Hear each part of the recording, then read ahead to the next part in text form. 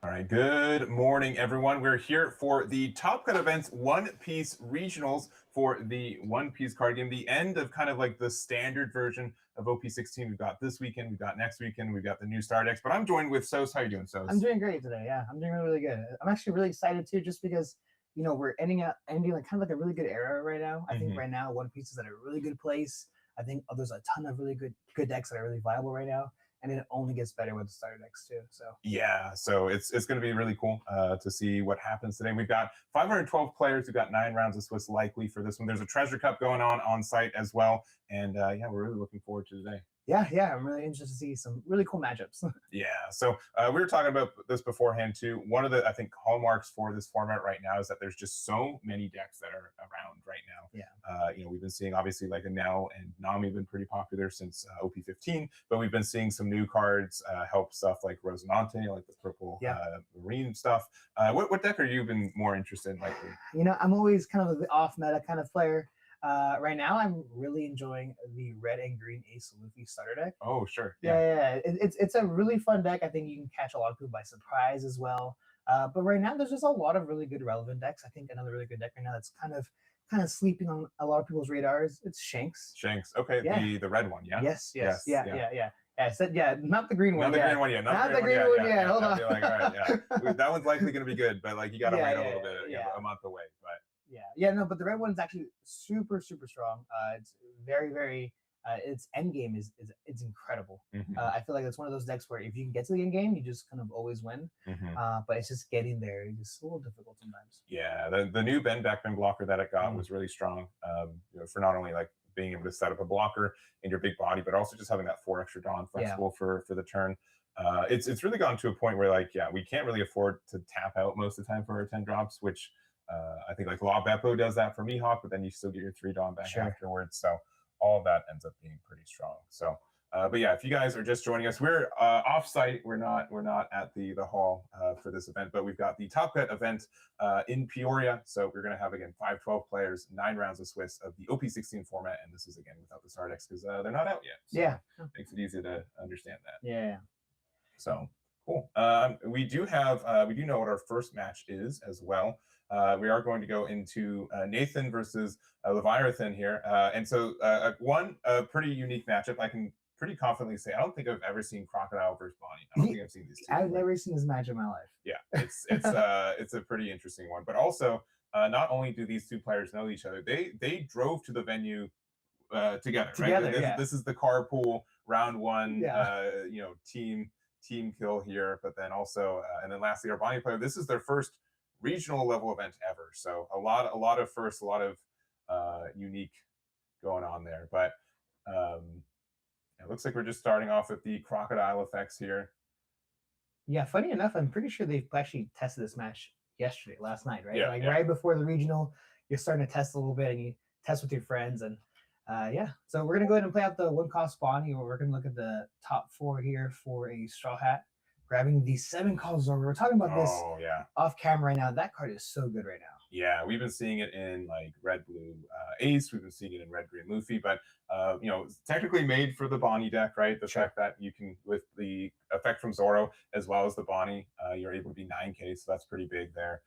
But yeah, just getting our early consistency. So and if you haven't played with the deck before either, so Crocodile is pretty unique where you're able to give stuff minus cost. You're not able to KO anything, but you are able to interact with cards that are 0 cost, which you're able to make it. And then also we do have some additional abilities from there. But it looks like we're just starting off with a 7. No Bond play on 4, which is a little bit unfortunate. And we're going to pass it back to Bonnie. Yeah, Croc having a bit of a slower start, even though we did mill quite a few cards. Still seeing its pieces. It's always been its weakness, right? But now we are finally at our 5 Dawn turn, and there are a ton of different options we have. And we're going to play out the Nami, the classic. Opponent's going to draw their life, and then attach a Dawn to our leader, swing 6K, and then we see a 2K counter to get out of it. Yeah.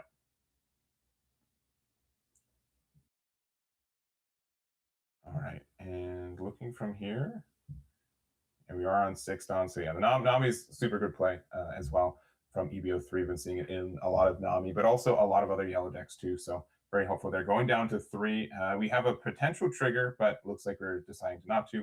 We're going to use our leader effect to get rid of the 1-drop there, so Nami is now a 0 cost, and then for 5, we're going to play out the blocker there. So we're going to get a draw to discard 1.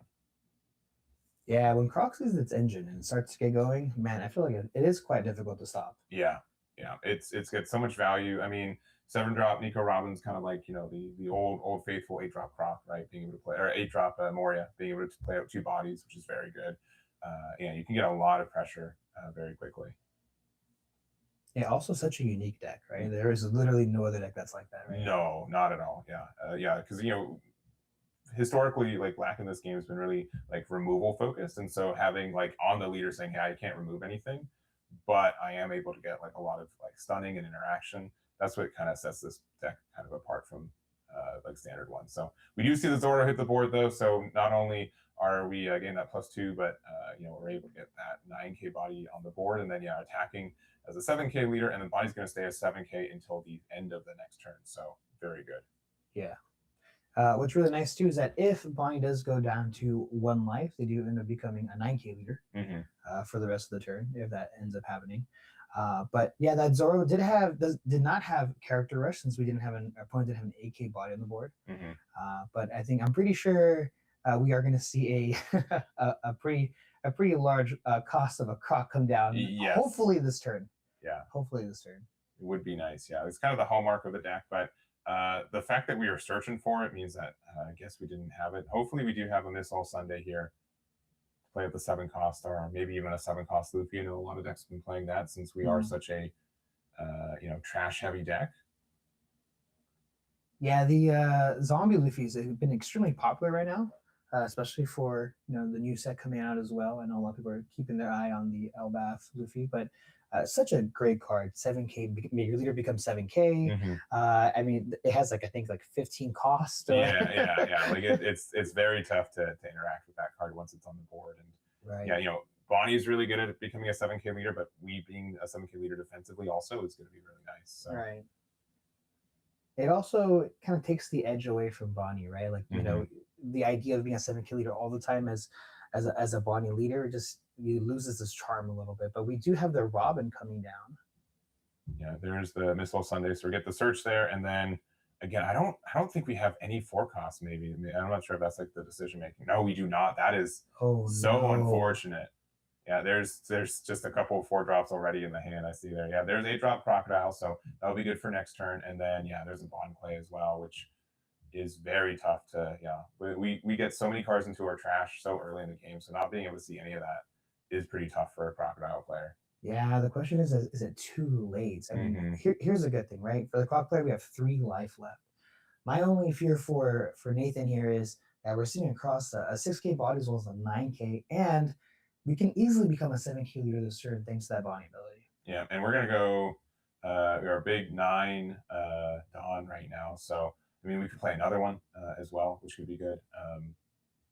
There's just a lot of pressure that Bonnie can put down. Like I'm thinking, like there's also like 9 cost Bonnie, right? Sure.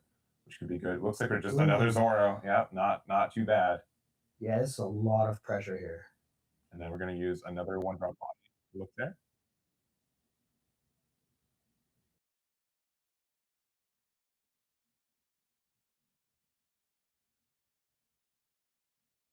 All right, looking at the top 4, going to get that Straw Hat with the Nami. Likely not going to be able to use its on-play effect again since they're at 3 life, and I don't think they're going to end this turn with 3 life. But they're going to start with a big 6 from the Nami here. Got a 2K, big 7K,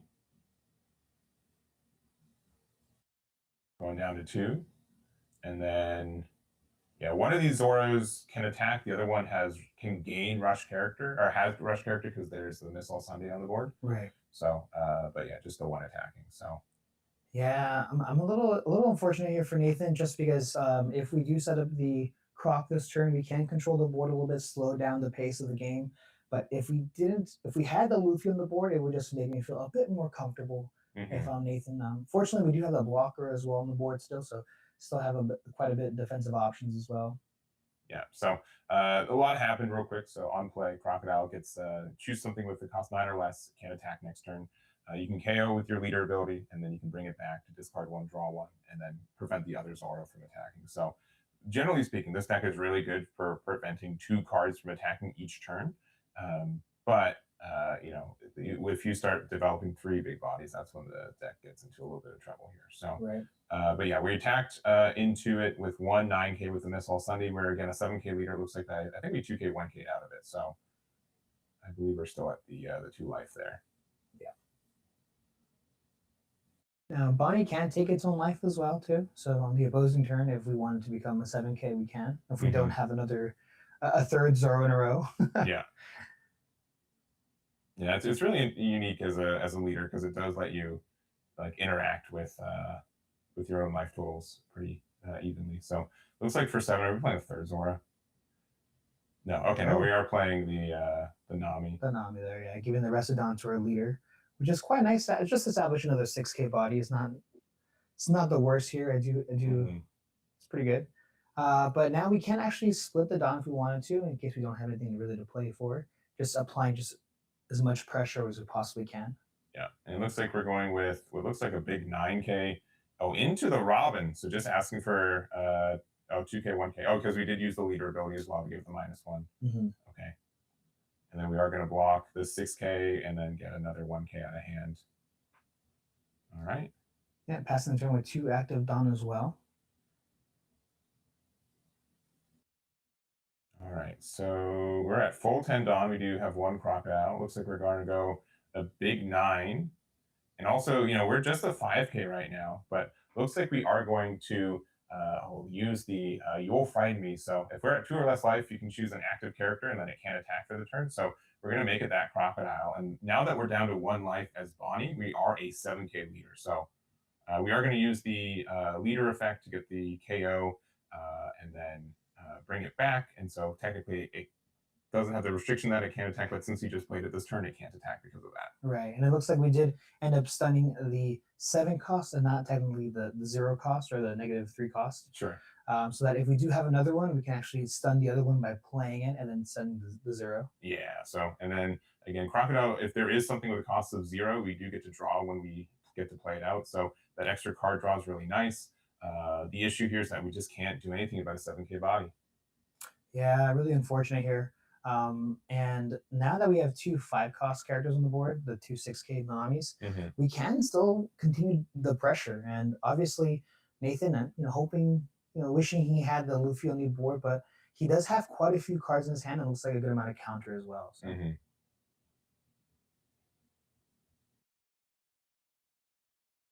Now, I think if we had a third Zoro here. Third Zoro, yeah. And very strong. Zoro, I think, is like a little bit of a trap because you don't necessarily want to play it on curve. Sure. You want to play like later game when you can just help like not lose more so than like the tempo advantage. So first one on curve is probably pretty good, but if you don't have like I guess like 1 or 2 more in hand, I'd be a little bit more remiss to say we should probably wait to Zoro's until we're on more of the late game. But it looks like for 1, we're playing out another Bonnie. We do see some good cards there. Yeah, looking top 4, we do find the Luffy. Very, very strong card. Yeah. So if you have 1 or less life cards, which we do, it costs 1 less, and then you can trash a card from your hand. This gets plus 2K power. As your lead gets plus 2K power until the end of the turn, and this gets blocker. So this essentially means that you are going to be able to be a 9K leader defensively now, which is tough for a lot of decks. But Crocodile does have these 2 8-drops on the board, so that does help you a lot. We also have blocker from the Luffy, so that's good too. But looks like we are going to just block and 1K off this Nami attack. Yeah, and this is still demanding a lot of cards from us, right? Like, we do get to draw a card essentially every single turn thanks to that cock effect, but we are about to lose 3 cards out of hand, or just the 2 with the 1 cost event there. Yeah. All right, and we're going to use the ground death to get out of that 7K attack here, going back to Nathan. 1 life for Bonnie. We've got a big blocker. We're technically a 9K leader right now, which is pretty big. Yeah, extremely, extremely strong here. Yeah. And looks like we are going to, I think just go 10 here. Yep, only demanding a 2K from our hand. And we do have the blocker as well still. All right, 2 1Ks. Ooh. That's some good information here. We're going to use the ability. We're going to give the minus cost to the Luffy here, and then we can play it by discarding an 8 cost Croc, and then I can't. It can still block, but it just can't attack. Yeah. And what I love about this play here is that we still have 10 active Dawn. We do. We do have 10 active Dawn. Like the fact that we're able to stun something, replay it out, and the effects plus draw a card is just it's insanely good. Yeah. Yeah, it's very like once you get to this late game, it's not maybe like the most powerful effect, but if you are playing against a deck that's affected by it, you can consistently get there so often.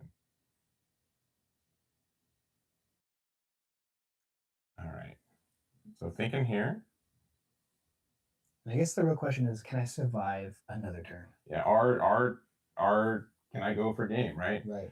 Yeah, I might have tried to go like 11K with that first clock. I think that might have been like a slightly more telling number, especially with them tapped out, and you do have like just a lot of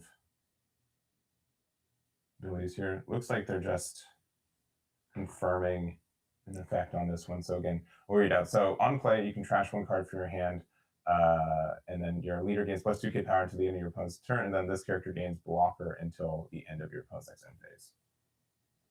Oh, I think the effect is probably what you're 0 cost right now, right? But Ground Death is 5 or less. But yeah, since it gains blocker, you can't remove it from Ground Death because you're negating the effects of the card, but that's a gained ability. So this 10K swing did connect here with the Croc, so now we are at 0 life for the red and yellow Bonnie player, and now I'm a little worried for Bonnie.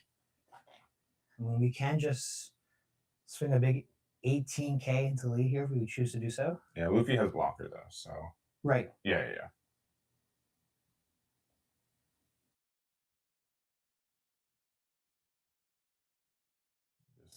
Looks like 8 plus 3, a big 11.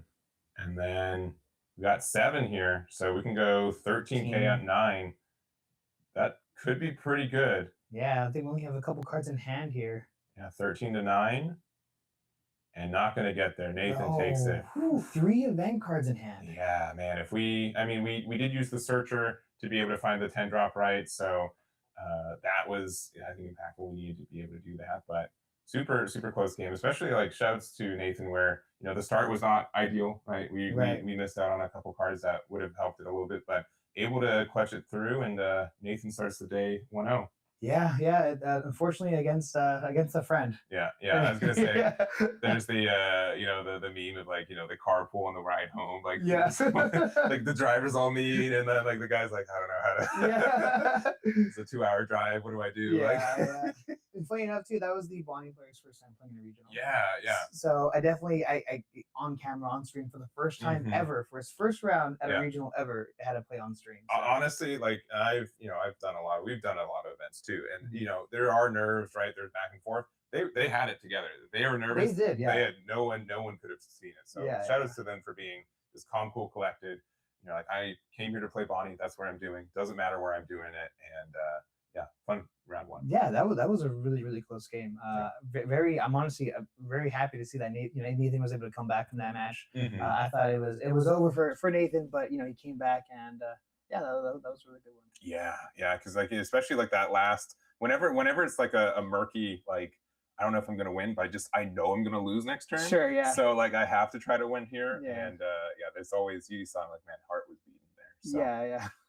Anyways, if you guys are just joining us, we're here virtually in Peoria for the Top Cut Events One Piece Regionals, 512 players, 9 rounds of Swiss straight today. I think we do have a lunch break somewhere in the middle for that too, but should be a good day for this. This is OP16 format as we know it, and we're in such a variety format. I think that it's pretty likely of over 9 rounds we're going to see probably unique matchups throughout the day. Yeah, I really do. I highly doubt we're going to see any duplicates today. Yeah, like the exact 1-for-1. Yeah, exactly. So, but we will be taking a break. We'll be going to round 2 shortly for you guys. So if there's any decks that you guys want, let us know in the chat. We can at least read your requests and see what we can do about it. Yeah. Obviously, we can't track the players down here remotely, but we'll forward it as well. So we'll take that break though, and we'll be back with round number 2. We will see you guys then.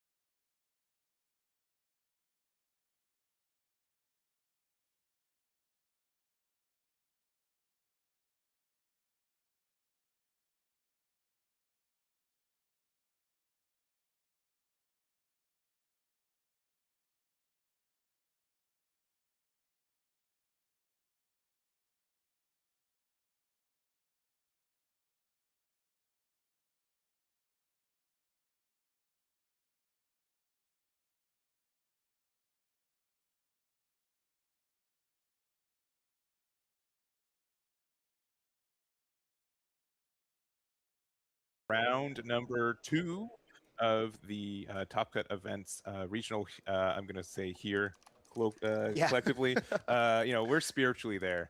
I think we're actually always spiritually in Peoria, Always. right? Always. It's just our origin spot for us. So, but audio should be better. There was an issue with the microphone, so we do apologize if it sounds bad. Still, please let us know.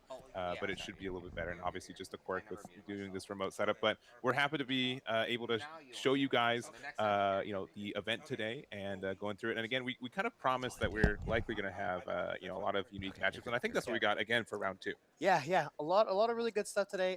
But the second match, I'm pretty excited for. I think it's two really funny, one really unique deck, and then one we've seen for a very long time, which is red and blue ace. Yeah, so we got Dexter on the left with the red blue ace, and we've got Kobe on the right with Ren there. Kobe's kind of made a little bit of a scene lately. It's been doing well in some European events. A leader that came out about a year ago in OP11 didn't really see a lot of usage, but did get a good amount of support from the EBO4, which we kind of got like split between us here. Like the release schedule for its support was kind of weird here for North America, but we are here, and this is where we're at. Yeah. I mean, blue and red ace kind of took a. It's kind of hasn't been seen too much play lately, but I do think we were talking a little bit earlier. We do think the deck is still really good. Yeah, and it's surprising. Like it is a deck that has kind of like gone a lot of like generic support, but it's survived for a while with just the support it's gone. And obviously, we saw like Red Zoro previous game that can Yeah. be very good for the deck. And honestly, I don't really know how this matchup goes, because again, this is a pretty unique matchup, all things considered. Yeah, this one's a really unique one. I think the biggest benefit to both of these against both of these players is the 7 cost Zoro Mm-hmm. that we saw last game. I think Kobe takes a really good advantage of that card, but just the same as Ace. I mean, 8K leader is very strong, and this card is very good here. It's you trash a navy card and you draw 2 cards. Mm-hmm. And then on your opponent's turn, all of your, I believe, 6K or lower characters gain plus 2K. Just confirming that now, but Yeah. a very strong card. Yeah, specifically for the the sword stuff. The fact that you can attack into things the turn you play it is really nice too. So we got that set up for it. Yep, and it looks like we are going to tap 6 for the old faithful, the Jozu. We're going to bounce back the character there, and then that just sets us a whole turn back. I haven't been playing against, like, I would say like blue hasn't been like as relevant, like outside of like maybe Nami, right? Sure. It's still a usable card, but I haven't been Jozu'd in a while, and I was doing some testing with some friends, and they hit me with Jozu. I'm like, that's still really good, huh? Yeah. That's I'm really behind now, aren't I? And they're like, yep.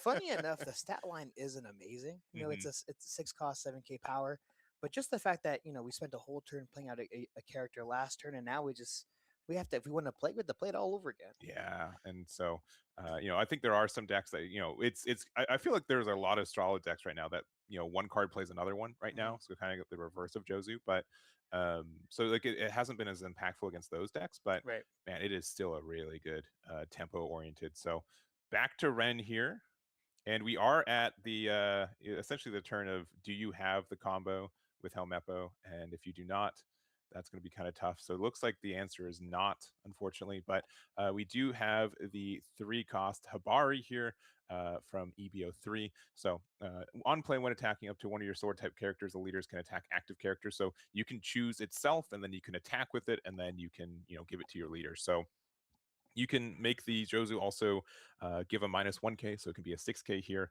and attack into it and go from there. And yeah, another Habari. Oh, this is going to be a weird amount of pressure on this Jozu. So double -1K. Jozu is now a 5K. Habari number 1 attacks into it, gives it to the leader, and now we can kind of weirdly pressure this Jozu. Yeah, and I think Dexter's at a point here where we just honestly have to let it go. If we let this attack go, the most Ren can do to Ace is only swing 1 6K. And we technically we can swing 2 6Ks with the Kujaku, but remember that the characters can only attack into other characters, so they don't gain a full rush. They gain character rush. Mm-hmm. All right, so just going to let the Jozu go. And even though it's at a 5K, as long as it has a base power of 6K or more, you get the draw off the leader effect. So we do know that there's other pressure that could have happened, but like, yeah, it just has to go. So Kobe can still attack. The other Hibari can only attack characters. So we're just going to go 6k into 6k here. Pressure the leader. Yeah, I actually really like this turn as well. When I saw the second Hibari coming down, I said, 2 5k bodies on the board. I'm not exactly sure if this is the best move, but I completely forgot about the reduction. Yeah, the reduction effect can really stack up, and we are in some good spots. So we are going to get a discard off the leader effect from Ace to get out of that attack and back to Dexter. Yeah, quite surprising to see the Zoro go away, but totally understand.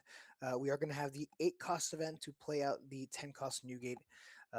Old Faithful, Old Reliable, giving 2 Restodon to the character as well as the leader, as well as having a little bit of cycle as well. Yeah, one of the best 10 drops in the game right now, right? For sure. Yeah. Think about attacking here. Unfortunately, we do have a blocker on the board that's currently not a blocker. Yeah, I was gonna say it is not a blocker. Yeah, it is and it isn't. Yeah. For the blocker there, you have to have another Black Navy card, which we currently do not. So yeah, which is kind of the Kobe is just kind of filled with all these kind of like half consistency or like half like I don't know how to say it. Like there are so many times where like, man, if this card was red, I'd be great, but it's black, or vice versa, right? There's a lot of that going on. Yeah, there's a lot of synergy at the same time there isn't. It's quite funny. But here we have the Kobe turn, and yes, if we have the combo here, it was a very solid start, as well as maybe even the Zoro that I mentioned before. If we had the Zoro this turn as well, I mean, we can. Unfortunately, a 12k character is still very strong. Yeah.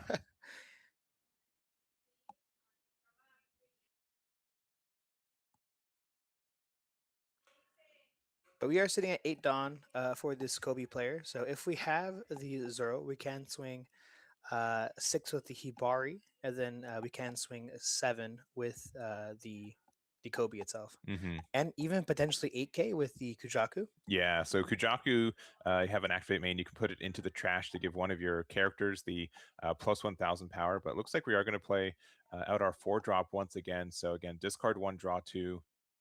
But again, we're not really being able to show like there's like the new secret rare Kobe that came out of EVO4. Right. That ends up getting a lot of draw power for the deck in general. But I don't think we have to rush playing it out. But since we haven't seen it yet, it feels a little bit worse. But yeah, going into Hibari, get the plus 1000 here. Yeah, I do like the Kujaku hitting the board, the 4 cost, just because it gives a little bit of protection on our Hibaris, which is quite nice. But this is a 6k swing going into lead. I'm just going to get the block here. Yeah, we can make the Newgate, I guess, a 10k power if we use the double -1s, but that doesn't end up being that impactful, I think, at the current board state. But maybe we have something wild here. Funny enough, usually at this point of the game, Ace usually has a couple bodies, including the 10 cost. Sure, yeah. So I do think Dexter had a bit of the fact that we did the double drop Hibari just really slowed the tempo down for this Ace player. So I definitely think Kobe has still a very strong start, and we have a ton of Dawn active as well. So it looks like we're tapping forward. Do we have another Kujaku? No, it looks like we've got the 4-drop Kobe. Okay, very good. So this essentially is just going to offer a card draw. So Kobe says, when you attack, you get to draw a card, and we're able to attack for a couple, mostly just because of our leader ability. Correct. That's the main reason for it. So, sometimes you do have this awkward position where you technically can attack, but there's no rested characters, so there's nothing to attack into. But since Dexter blocked with the Newgate, that does mean we do get to get a card draw of our own from this Kobe. And it's really important to note too that because our leader is a Navy type, the Kobe gets plus 1k, and on top of the fact that of Kujaku, it's now a 8k on our opponent's turn. So having that, a pretty beefy board currently, right? So defensively, plus having now a blocker since Kujaku is on the board, I don't think these characters are really going to go anywhere this turn.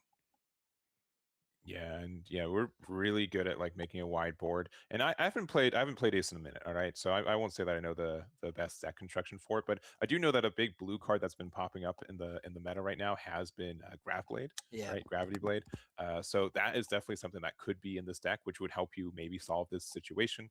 Now, again, our blocker does offer us a what, +2 cost. Or sorry, it's not a blocker. Sorry, it's just a discard one to draw two. But all your sword characters get +2k power, but doesn't increase the cost of it. So yeah, it might be harder to attack into these. But if we do have, again, even like another Jozu or like any of like Blue's removal tools, that can, clear up the board a little bit here. Yeah, the great thing about Kobe though is that we do have protection on a removal of bodies on the board. As long Sure. as we have 3 or more cards on our trash, we can actually bottom 3 to kind of prevent those situations from happening. Yeah. Which is quite nice. And now that we have a bit more of a fuller trash, that definitely can come into play. Yeah, because when we had the Jozu earlier, right, that we weren't, I don't think we had enough cards in trash to Right. be able to facilitate that. But we can also just do some battles. So we've got the Zoro here asking for the +2k counters. So we saw this Zoro here from Bonnie here, and yeah, being able to use the effect.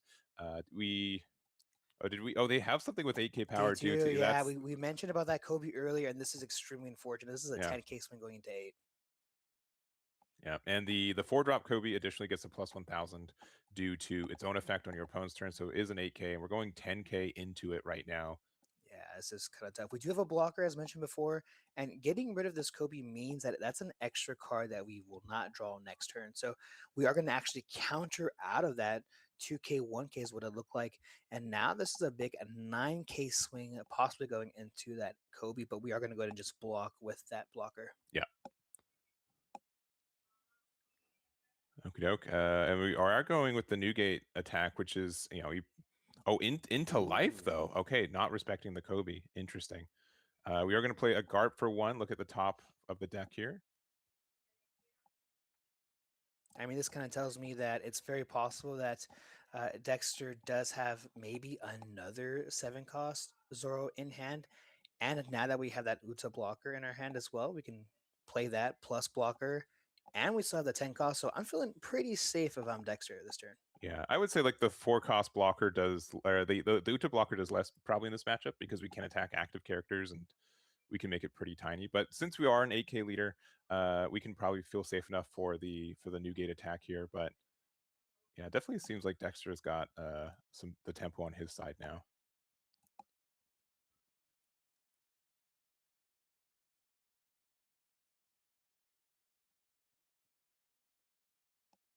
All right, we do get the doll here, and this is probably one of the best cards to help us remove the Newgate here. So it's a blocker. On play, you can trash 1 card from your hand. If your leader is Navy type, you give something -6k power here. So we are going to use the Kujaku effect first, though, to give the +1000. Yeah, and with this doll, I think we are going to be able to pressure this Newgate. Yeah, this is actually a very, very strong turn. On top of the fact that Kobe does get rid of a 3k character on the board. So yes, so you will be able to get rid of the Garp, yeah, because it's original power 3k. It'd be busted if it were, yeah. But you were mentioning you can just get rid of the Garp with this attack. Yeah, so we do pitch that Kujaku to reduce possibly. I believe we did point at the Newgate here. Newgate, Yeah, so it's -6k and then an additional -2. So Newgate's down to 4000 power right now. Yeah, that's even the fact that your leader is AK, it doesn't really mean too much. No. Right? I mean, we're able to swing very aggressively into this Newgate, and I think Dexter isn't going to just probably let it go. Honestly, there's just way too many cards to pressure, and yeah, we're going to let it go. Yeah, we do get a draw card though off our leader ability, which is nice. And then we're likely a 5k leader or a 6k with Kobe because we use the Kujaku. We could maybe pressure the Zoro. That Zoro might be like the next target, or we can just attack the leader. So it's 9k Zoro, 8k leader right now. Yeah.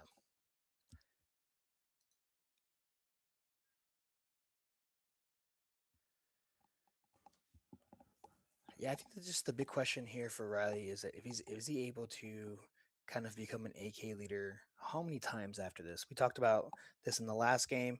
Are you usually Zoro is a great card to see on curve, but late game it's just a whole different card. Yeah, the other thing to consider too. Oh, we're actually playing over it. Looks like we're playing out the Ace Sabo Luffy here. So we're going to use the effect. We're going to attach a Dawn, and then we're going to give the -3k here. So right now the Zoro's at a 6k body. And then, yeah, we're just going to go, looks like big number to try to get rid of it. So Zoro is down to 6K. We get a draw card, and then we are at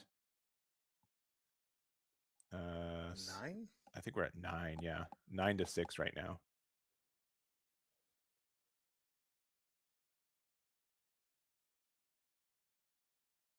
If we're able to double remove this character, Yeah, just completely clear the board, that would be absolute insane for Ren here. yeah.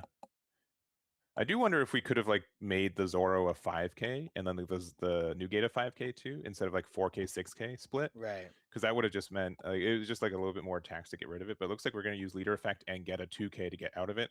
Another 6/6 here. Get a 1K Ezo, and then we are going to spend 1 for a blocker here. Zoro survives, but did get a lot of pressure on Dexter, despite being an 8K leader. We found ways to pressure the board outside of the leader. Right. Yeah. And still extremely relevant. A lot of these characters now do get that plus 2K things that Kujaku, as mentioned before. But we have the 10 cost, and now we are spending 10 Dawn for this character than the usual 8 with the event. Yeah, which is fine here, I think. And we are going to go 8K into essentially a blocker. We're going to go 9K into the doll blocker, and then we're going to pass. So still 2 life to 1. And I think that Ren's done a really good job at pressuring Dexter and getting a lot of value, but we do have to be careful because we are only at 1 life. Yeah, we are only at 1 life too, and on top of that, how much gas we have left in the tank. We were seeing a lot of really great combo pieces here from Kobe, but after a while, you stop seeing these combo pieces. Dexter's only plays 1 card a turn. Yeah. So it's a lot easier for him to play 1 card a turn versus 4, 5 cards a turn to kind of get his game going. Yeah, and again, I will say, like, this is the first time I've seen this match, at least in a long time. And the other thing that I've really started to notice is that Ace's effect is usually you get the draw when you lose life, right? But in this match, when you're doing so much KOing of their character cards, it just means that you are giving them more and more card draw throughout the game, right? Like Yeah. you are giving them more draw because you are clearing the board. Yeah, their board is empty, but they're going to be able to refill their hand and their board a lot more often. So the more I watch this, I'm like, man, this is a bit of an uphill for Kobe because again, you are just giving them so much card draw for just removing their cards on board. Yeah, unfortunately, I think it just kind of goes based off of the fact that we're just a 5K leader, But with fine, we see the Hamepo. Yeah, discarding a Kobe, getting a draw 1, and then we are able to play out a sword character here. So this is the secret rare Kobe that came out in technically our OP15. It is an EBO4 card though, since that was split in half. And it has a couple abilities. One, once returned, if your leader includes Navy, and this character would be removed from the field, and this is literally any way. So your effects, their effects, whatever, you can just discard 1 instead. And your turn once returned, when an opponent's character is KO'd, you get to draw a card. So looks like we are going to go what looks like an 8K into Zoro here. Yeah, 8 into 8 is what it looks like. Thanks for that Hibari minus 1K on that Zoro. So 8 into 8. We do still have the blocker up, and unfortunately, we don't have too many attacks that can swing 8 into 8 as well. The Hamepo itself can also swing 8 into 8. It can, yeah. After that, not too many options. We're going to go another 8 into 8 here.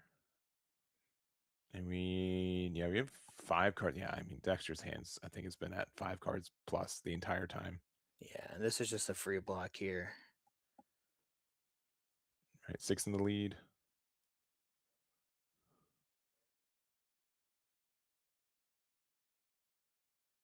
Just a natural 2K. What I do like on this Kobe side, though, is the 4 cost Kobe has gotten so much value this game. It looks like we are passing the turn. We're going to use that Kobe effect to pitch the event card so that our character can stay on the board. Yeah, and that's like what's really unique from that. Like, the leader itself protects you from like your opponent's removal effects, but the Kobe is like if I would have to be bottom deck from the Helmepo I'm saved. If they just try to, if I'd be removed from battle, I can just discard a card too. It's a very good protection card. Yeah. And now Dexter's kind of thinking to himself, do I just go for lead? Do I go for lethal here? Technically, we can. You're just like, okay, you have no blockers, you have 1 Dawn open, 1 life, 5K leader. 5K leader. All right, so this is a 9. So here we use the, what is it? The ground death to get out of it with a 1K, take the damage, and then I'm thinking Newgate's going for just the game there. So Dexter takes it, and it seems like a pretty tough matchup because you are able to get like a lot of removal and interaction, but with Ace's effect, just being able to continually draw back up, Right. you do just kind of run out of value, especially if you don't get like the your 6-drop Kobe set up early too. Yeah, definitely. Yeah, unfortunately, there was a card that I did realize and notice that the Kobe player was running, and that's that Smoker Tashigi. That's Mm-hmm. the 8-cost character with Rush that makes your leader 7K power, and that On would have, defense, I yeah. think that would have been a totally different game. Yeah, especially against a 6K leader, right? That gets out of a lot. Also, that body's just really big, so Sure, yeah. for your side. So I think Ren did a really good job and just kind of showcased like the complexity of the Kobe deck, right? I think there are just a lot that's for the deck.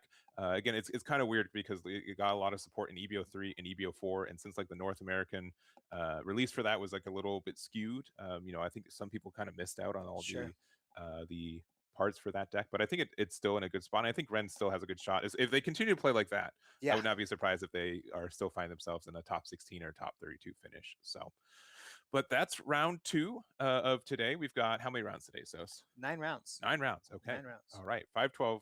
Only 1-day event. There's also Treasure Cup going on site as well, 256 as well. So would be interested to see how that event goes. But this is going to be our break until round 3. So again, if there's any leaders that you guys would be curious on finding, let us know. Again, I do think there's a huge amount of diversity today, and I want more games like that, which I think will be easy to see. I mean, it's still extremely competitive too, right? I mean, we saw a lot of success with Kobe recently too. There's a couple different regionals that we saw success there, and so there's a lot of really a lot of good stuff to come today. Definitely. So let us know what you guys are hoping for. We'll try our best to relay that to the team. We're going to take a break, and we'll see you guys in round number 3.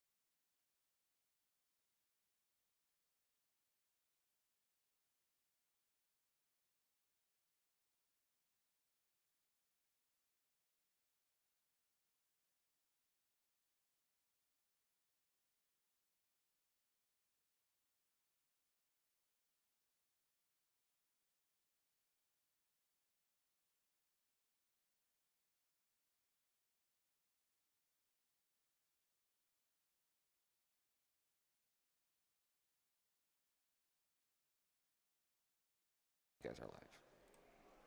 All right, we are back for round 3 of the One Piece regionals collectively here in Peoria, Yeah. which where we're definitely at right now. But yeah, we've got round 3. We've been looking at some results, seeing how people are doing. Apparently, Dexter's not alone doing well with the red blue ace off the start of the day, right? Yeah, I guess a lot of people really like that deck today. Yeah, which again, it hasn't been. I think it's been present for like the lot since releasing OP13, right? Yeah. But it's been kind of tapering off, I think, in this set finally. But we'll see if we get any in the top 32 today. But we're gonna go to our round 3 match, and we've got a meta contender, right? We've got blue, green, Luffy, but a bit of a off meta leader across the table, right? Yeah. Purple Sengoku. Yeah, Purple Sengoku. So new leader from this set of OP16 does have a lot of cool Navy stuff going on. And let's check out the build here. And yeah, here we are. So going to be interesting. We do have the Suru start us off, a 2K searcher.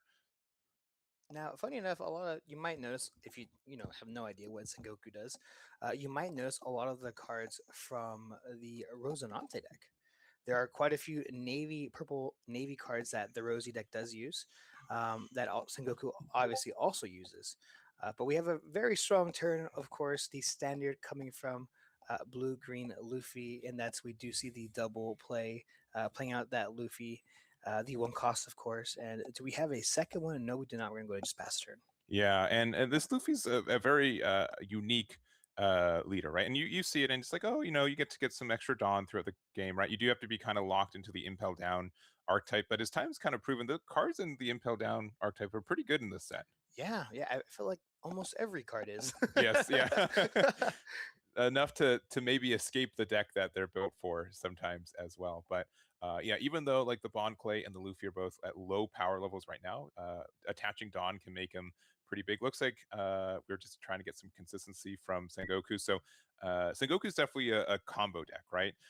We want to try to get to 8 Dawn pretty much as soon as possible. And then when we do, we are able to play up to 3 of the 3 admirals all at once, which can be a huge tempo swing. Yeah, it's one of those decks where if you get to the late game, you're almost kind of taking it every single time, depending on the matchup, of course. But unfortunately, blue green Luffy is a very aggressive deck, Yeah. and in the late game, it has some tools that a lot of decks just can't withstand.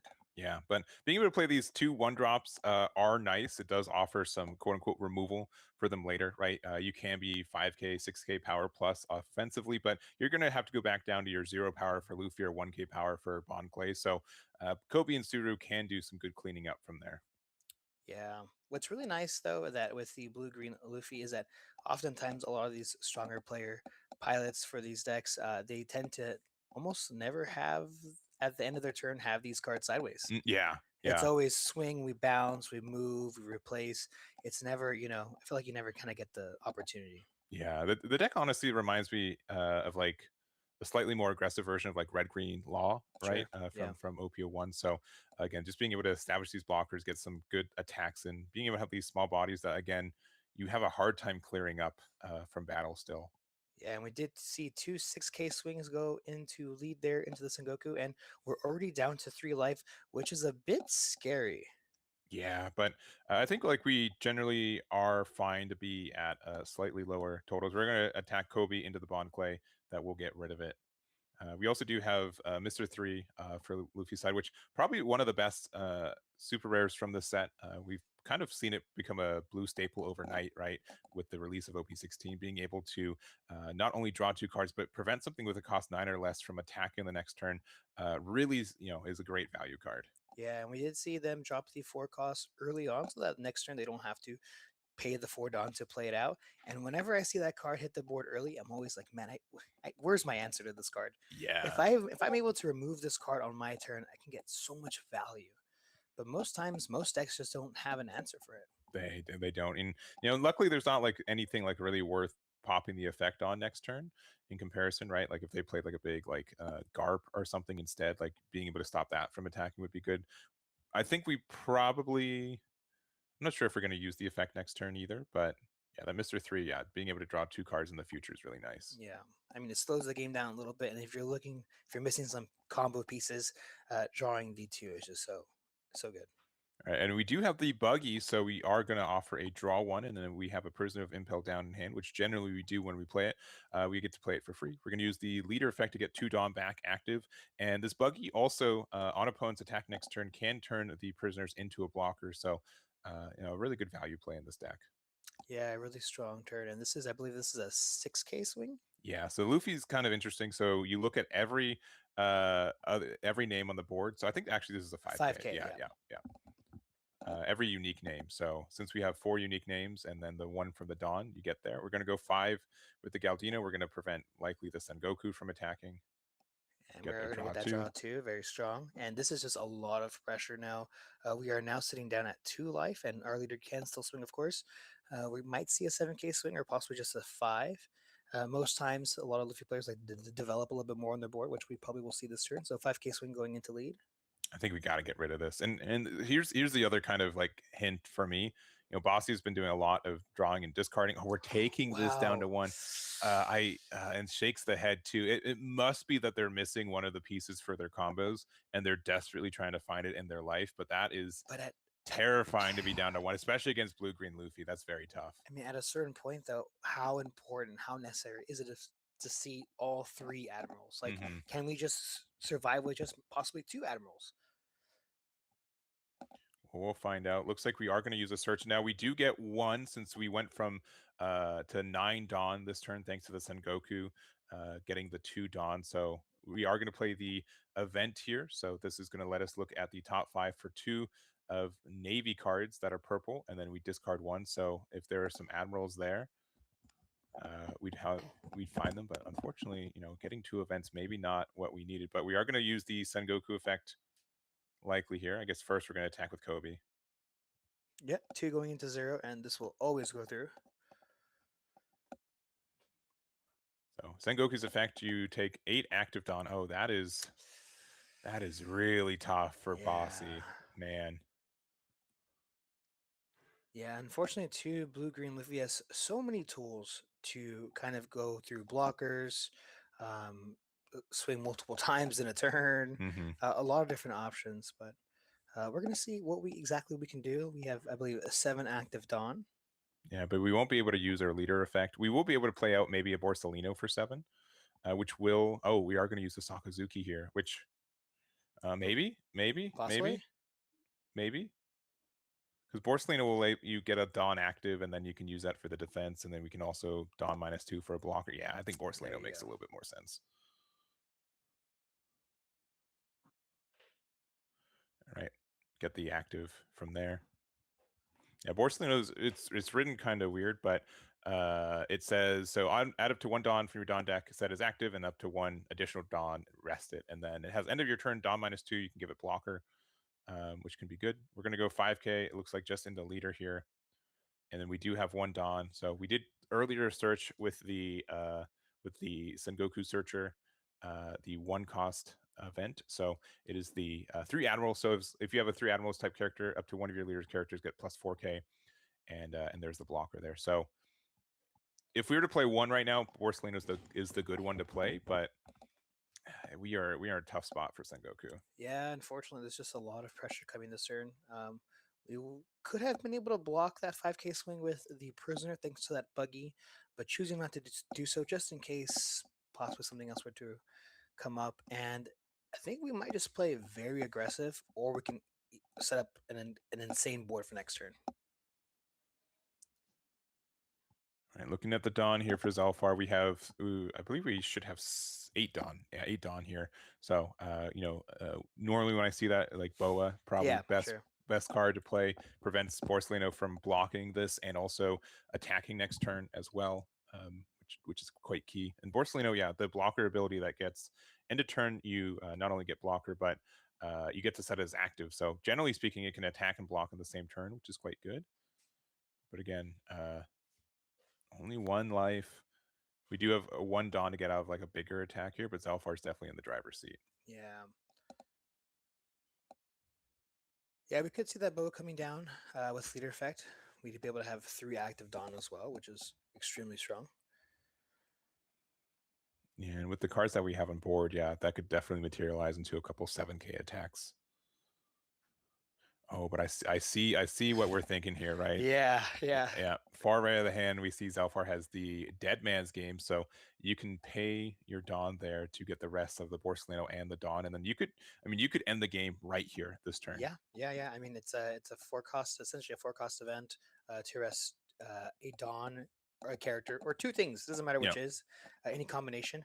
And thanks to that leader effect, it's only a two cost. yeah, because you will be able to refund 2 back after using the 4. So, I mean, you have 2 6Ks, and essentially the Daz Bones is a 5K on board. So yeah, we are going to use the Dead Man's Game on the blocker and the Dawn. Yeah, and the Dawn. Yeah, he's sure not my 5K. He's a scary guy, but going to get the 2 Dawn back, and now not only did we get out of the block, we know that 1 card in hand was the event to get out of it. Oh, and the Mr. 3. No. This is brutal here. So we're going to be able to use the ability here to essentially give the Dawn. Actually, I mean that's the same, right? You spend 2 Dawn to give 2 Dawn. Yeah, it's literally it's free. Yeah. Okay. Okay. It's better if we had 4 Dawn, but that's fine. Yeah. We're okay. Yeah, because I mean we had two rested Dawn plus the 2 costs, so the just 2 Dawn to each character. Oh no, you're right. Okay, I see. Yeah. I see. Yeah. So this is a 5K swing going into lead. We're going to go ahead and give the Mama Ragon. We do have 1 life still, so this looks like it might be a 9K swing. Currently 2 active Dawn. Yeah. So are there 2 Dawn in this, or They- just now there's 2 Dawn? Okay. Right? Is because they should have had 2 Dawn rested, Yeah, and then they had 4, and then they should have been able to give 2 to both, right? yeah. Okay. That's why I'm like, something's up. It's probably just the Dawn stacked on top of each other. Yeah, it I'd must be imagine. that. Yeah. So this is a 9K swing. If This that should be is a the 9K case. swing. Yeah. If Yeah. that is the case. Okay. We do have the Divine Departure to get us to 8K, and then we do need, we think, a 2K. Yeah. Okay. So that confirms it. Okay. The Dawn must have just been stacked Yeah, on top of each and other. we do also have the Daz Bone still as well. Yeah. Yeah. Daz Bones, 1 Dawn will make it a 5K. Assuming, yeah, we do have 5 or more cards in hand. And we got 3 life. I don't know if Zelfar needs to be afraid of like losing next turn. Yeah. I mean, we already have 2 Dawn attached to our prisoner, and this is 7K swing, and Yeah, we're gonna taking take it, and then another 9 takes it. 9. Yeah, there it is.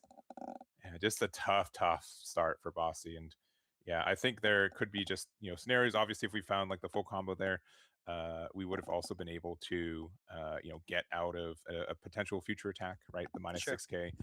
We also could have gone to less Dawn. So if we had like a Mama Ragon, it would have offered a free draw there. But that's just kind of how Sengoku really is. Where when you see the curve, man, it is your game. Like you get to do everything, and without it, you're really behind. And funny thing enough too is that both decks are very combo heavy.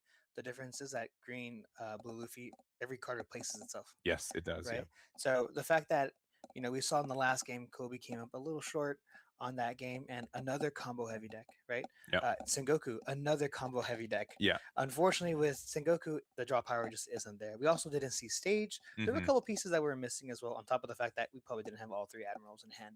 Yeah, way, so. but it is a situation where if I had 2 of them and one of them was Borsalino, I probably would have done it, right? Like you usually get back to it, but yeah, I do think like Sengoku is a bit of a tough deck to get there consistently, but if you are able to get there, so unfortunate for Bossy there, but I also think it was great on the other side for our Luffy player, and they definitely they recognized what their opponent was in. They were able to get I would say an early win because of it too. Yeah.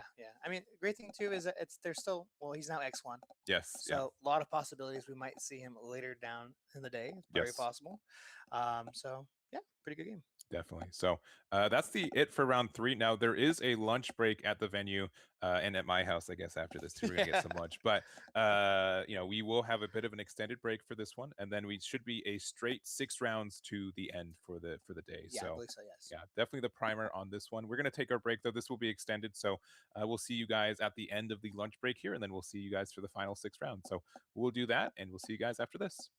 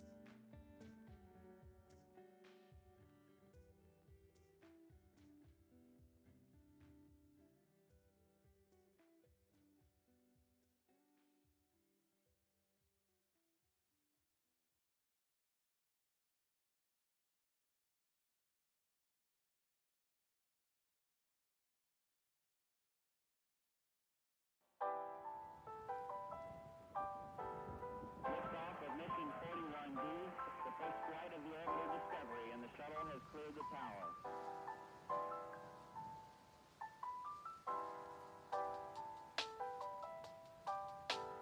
Discovery's 4 computers now have primary control of critical vehicle functions.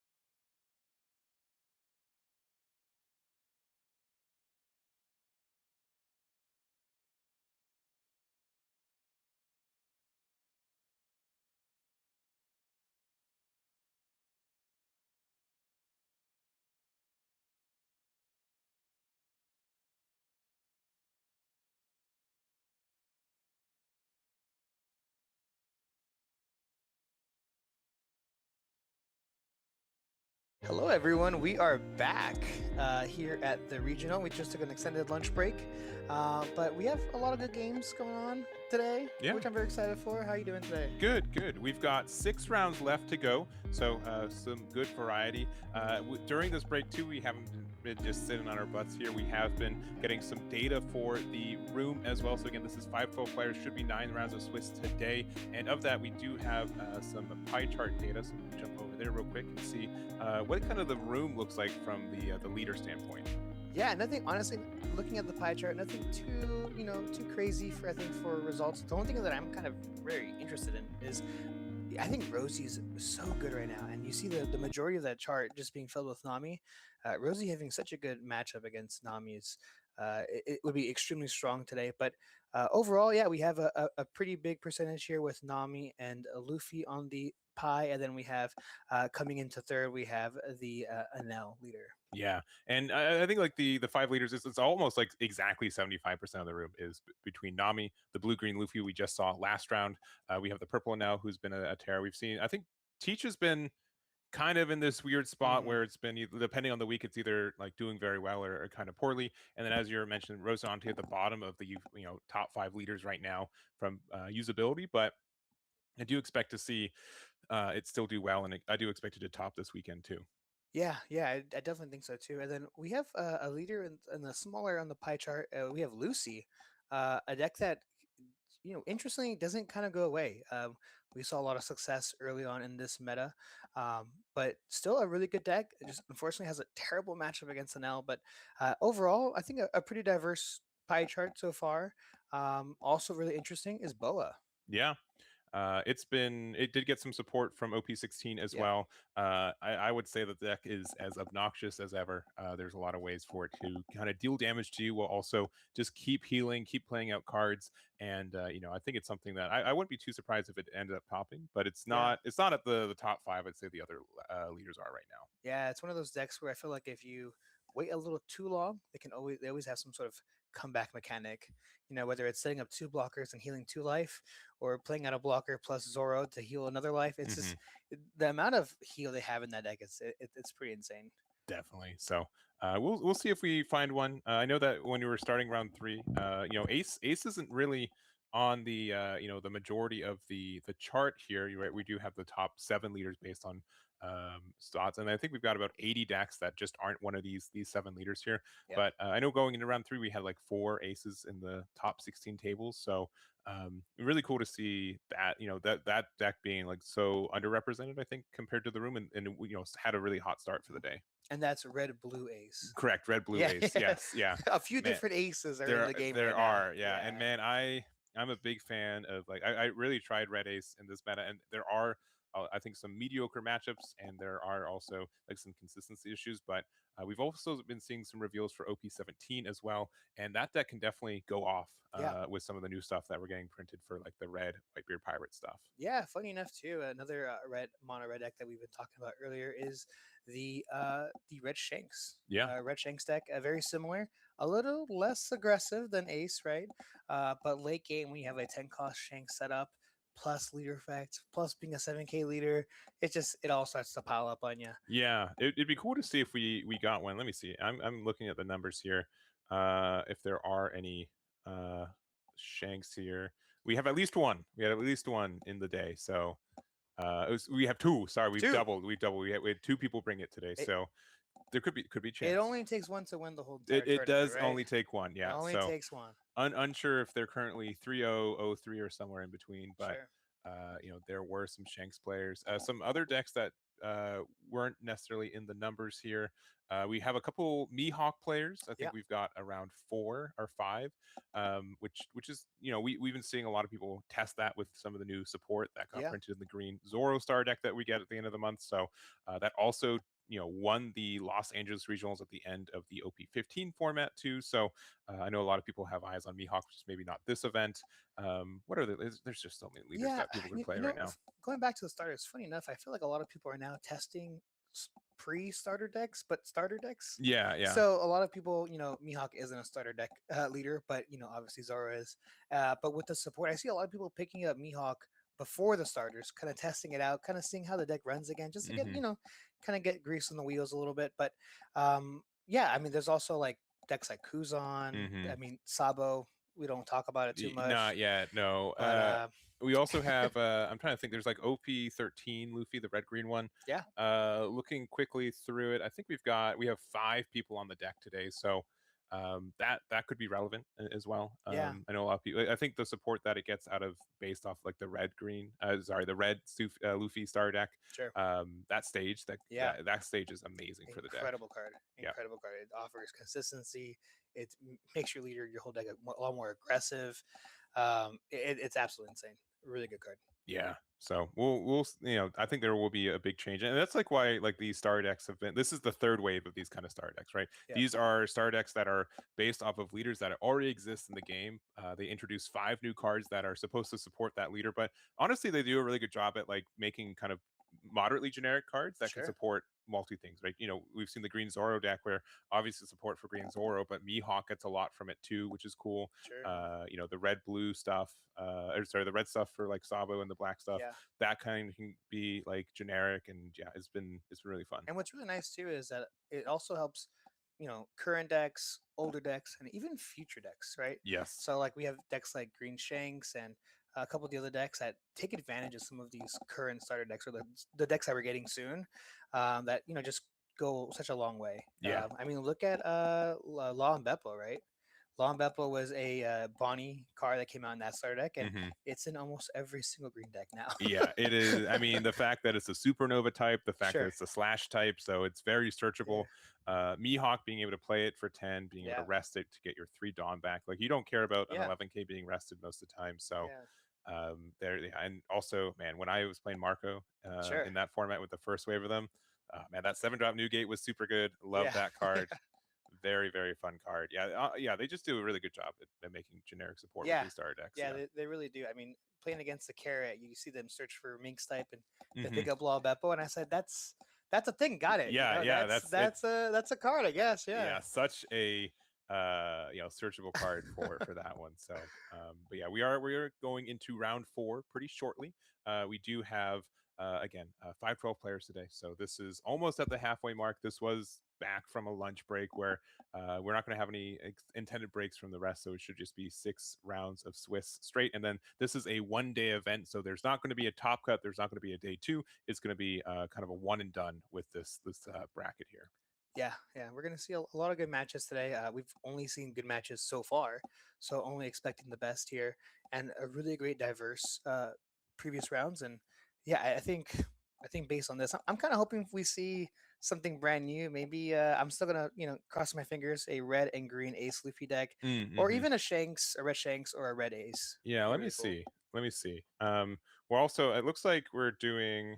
We do have the matchup for the next one. Looks like it's going to be Purple and L versus Buggy, Ooh, which is interesting. Likely the new Buggy, I would assume. But Yeah. we do have that. You've been on Star Deck 30. There are. You know what? There's a couple Star Deck 30s Okay. here. There's 5. There's 5 people on Star Deck Luffy. There's 5 as of well. us. Luffy Ace. Luffy Ace. Luffy Yeah. Ace, yeah. Unfortunately, not named Luffy. Our Ace, which would be helpful. With the Garb with character. a Garb character. Yeah, Garb would be a good searcher Yeah. for it. So that's what we're gonna get for round number 4. But Anel, big bad Yeah. boss in this meta right now. Only 6 Dawn, but Yep. that's all they need. And it's been pretty much a terror, I think, since release in this set, and then or the previous set, and then also Blue Buggy, one of the newer leaders. It's a weird one. It's a really, really weird one. Yeah. When you're playing the deck, you kind of ask yourself, why am I not playing blue green Luffy? But you want that extra life though. yes, it goes really hard. The extra life and the amount of prisoners that deck runs versus the blue Ace Luffy or the blue Luffy, it's just it's like you think you're in like 22, 24 prisoners. So yeah, it's super interesting.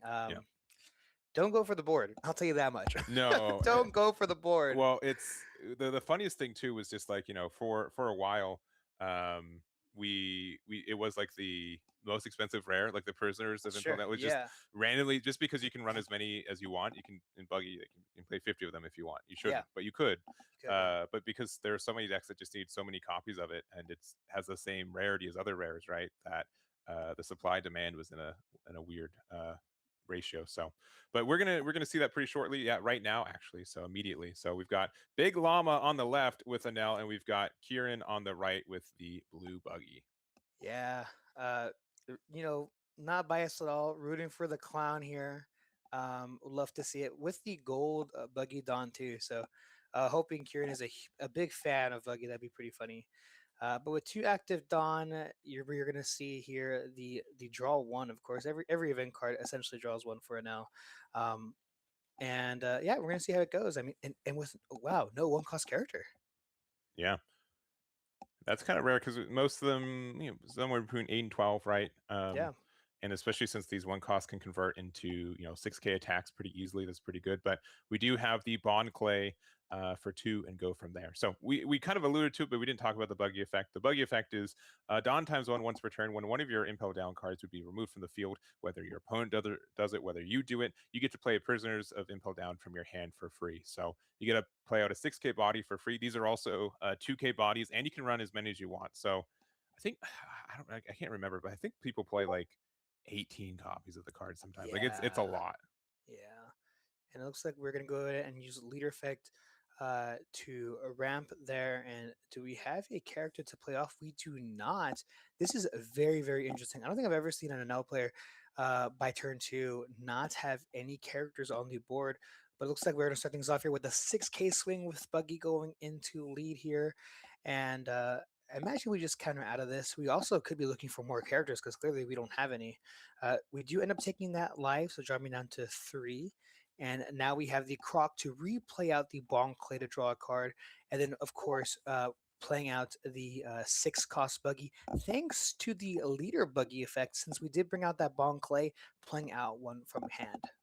Yeah, because like the 4-drop Croc, we didn't see in the blue green Luffy game that we did, but normally it's just to be played to like restand. Essentially, you put the Bond Clay back to your hand, you play it again, you get a draw. They can't attack into it, but now you get to say, well, not only do I get the draw and the restand from my 2-drop, but now I also get to play a 6-cost body out for free. Yeah. So we do see the Lightning Kitten. And this is going to be very interesting, right? Because oftentimes Anel likes to remove characters off the board, but if you remove a buggy, if you remove a character off of Buggy's side, we can always just replace it with a prisoner, of course, if we do have one. Now, that is once per turn, so we can take advantage of that situation sometimes, but 5K swing does connect, dropping down to 3 life. I believe 3 life, yeah. Yeah. Additionally, too, we do have we don't have like the quote unquote good Anel, right? The Sure. 6-drop seeker. This is still fine. I think most people play like usually 1 here. It does get the increased power, and if you guys haven't seen Purple Anel, right, it only has 6 Dawn, but it's so flexible in its Dawn minusing. You get to re-ramp 5 Dawn every turn 2 after turn 1. So being able to use your Dawn minus events aggressively is good. We were able to get the -1K on the Croc, so it couldn't get like a free block either. Yeah, it's just so much variety you can do with your events here with Purple Anel. Yeah, really, really strong beginning of the game for Kieran here. A bit of a slow start for Llama, which is quite unfortunate. But it looks like we are going to go ahead and use the effect there of Gamma Knife. Oh, I'm sorry, of the blocker effect. So we're going to have our blocker, and then with that, we're going to just pass the turn. Yeah, but I think like this has been a bit of a slow start for Big Llama, right? We weren't able to establish 1-drops early. We did get a 6-drop Anel out, which a 10K attack every turn is nice. And I don't think really Buggy has a great way outside of like maybe Mr. 3 to interact with it. So it could offer some like more attacks and pressure, but yeah, definitely not what you'd want from an L start. Yeah, this is going to be a lot of pressure this turn. Starting things off here with a 6K swing. Um, Probably will see a counter. We only have, I believe, 3 life here for the Sunel player. Quite a few cards in hand, though, fortunately for them. And we do have, of course, have our blocker, but we are going to take it. It's dropping down to 2 life already. All right, and then this is going to be a 6K attack. So the Bond Clay, when it attacks, it copies the leader's base power, and then you get the extra Dawn from the plus 1,000 from the attached Dawn. So this is going to be 6 to 5. Yeah, it looks like we're trying to consistently ask for 2K counters out of Big Llama's hand here. All right, another 6K swing. We see the block, and now a fourth 6K swing. Mm-hmm. Yeah, at this point, like, that they can easily interact with your blockers and stuff that Yeah. you'd rather just attack with it. So we still also have 5 Dawn open, which could be a 5-drop buggy, which would be pretty nice. Be able to establish 2 more bodies and a potential blocker. Yep. Funny enough, I think you get so much value playing out 4-cost Croc, but it looks like Big Llama dropping down to 1 life already. Yeah, and there's the 5-drop buggy. Draw 1, play out a prisoners. In Luffy, sometimes you don't have the prisoners 2K in hand, right? Sure. It would be shocking to me if you don't have it in the buggy deck, right? You just play so many of them in comparison. I mean, essentially, almost literally half of the deck is 2K counter. Yeah, it is. It is crazy. So we do get that on the board here. We got a really wide board here for Kieran, and this is actually kind of tough for Big Llama. Again, we're a little bit behind. Oh, we're playing 2 of the super rares. Wow. Yeah, it's usually like a one of or none of. So it's been a while since I've seen someone with 2 in their build. Yeah, and unfortunately, if you try to manage this board by KOing it, you're just gonna most likely get replaced with another prisoner. Yeah. Now it is only once per turn, right? But it's essentially like discard a card, and the fact that it comes back out as active too is tough too. Yeah, unfortunately, we haven't even seen Big Llama use its leader effect to give Arrestodon to a character. It's only just been to ramp. Mm-hmm. All right, so we do have the double stun there, so that has been strong. And we're going to see from here. Yeah, one of these NLs can attack, the other one can't. We can also put some Dawn on Pudding. The prisoners can become a 5K or 6K blocker as well, but we are going to give it the minus 1K, so it is down to 5K. Yeah, it also looks like Kieran has quite a few cards in hand as well, so a little difficult here. But yeah, a 5K on that prisoner.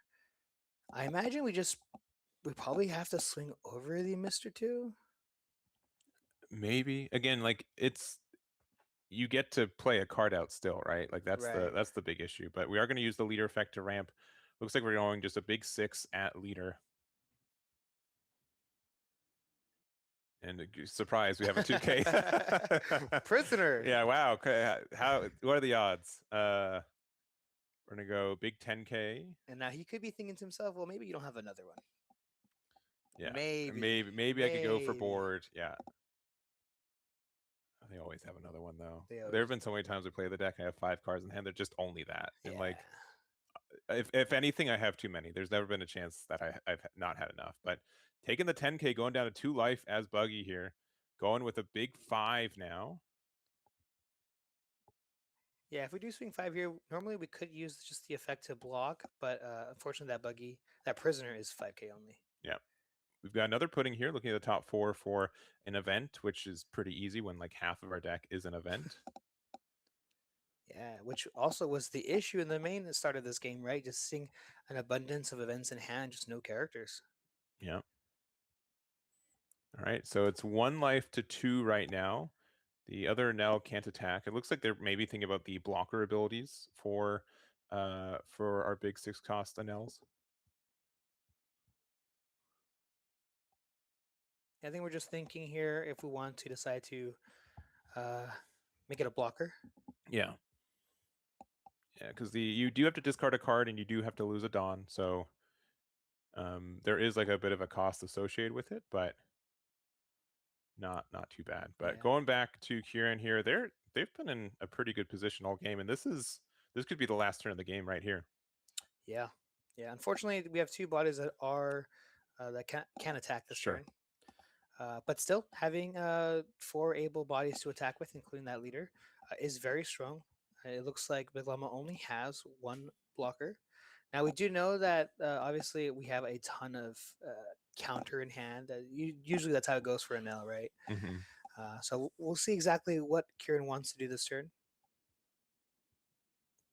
Yeah, would you think one of the 1-drop puddings need to get rid of, or we can just start attacking? I think just because there's already 2 on the board, I might just let it go. Yeah. And the other one's active as well. Sure. So this is going to be a 6K swing going into lead.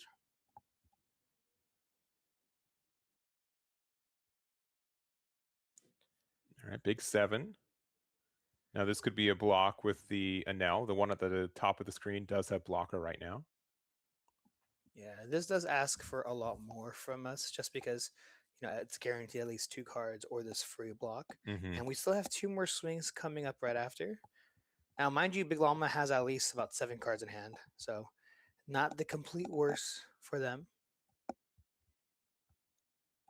Yeah, but they definitely got to try to turn things around to get to the other side. So we do have the Mamaragon and then the 2K there, so we do get out of it.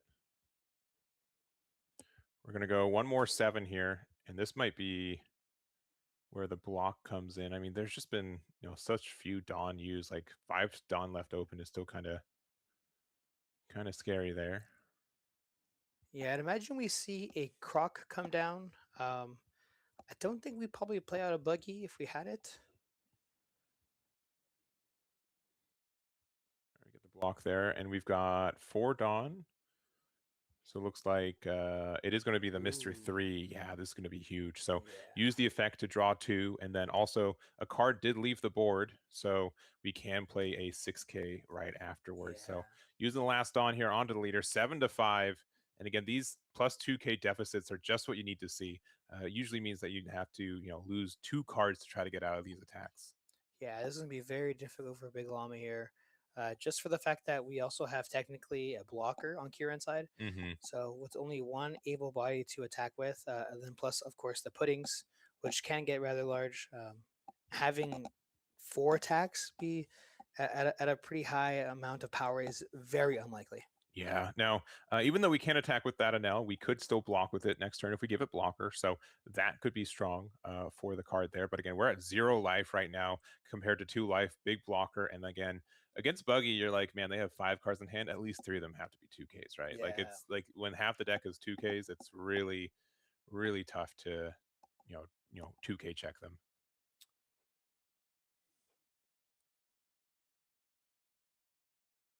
Yep. So this is round 4, of course. Both players are undefeated currently, and a lot on the line. And it looks like it might be Big Llama's last turn, possibly. Yeah. It will be a little bit tough to defend, but we do have some blocker. If this was Frankie, I'd say that gives you maybe a little bit more chance to be defensive. We do get the Lightning Dragon there, so that will let us get another stun on something, probably Croc, I guess. I'm not sure exactly what we'd want it for, but again, there's just so much damage potential from the other side from Kieran here. Right, and Kieran also still has looks like at least 5 cards in hand, so most likely has probably a good amount of counter.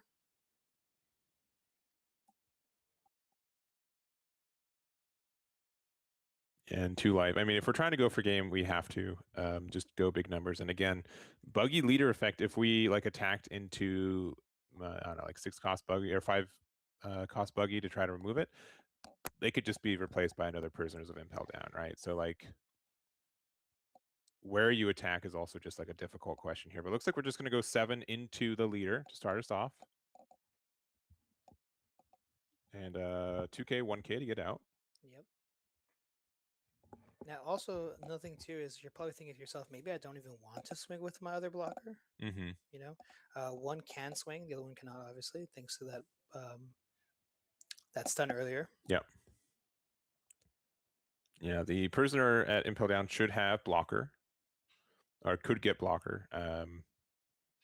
So that, yeah, again, I think you're like pretty safe as Kieran this turn. All right, we're going to use our leader ability, and it looks like we're attacking for the full number here of 7K at the leader. Yeah, we can use Buggy effect to make prisoner blocker plus 2K, but no, we are taking it. And then thinking about attacking with our last Enel, we can, again, as mentioned, make it a blocker again too. So 2 10K blockers will be helpful to help survive on this next turn. But I don't know, Big Llama does have a pretty wide hand, so.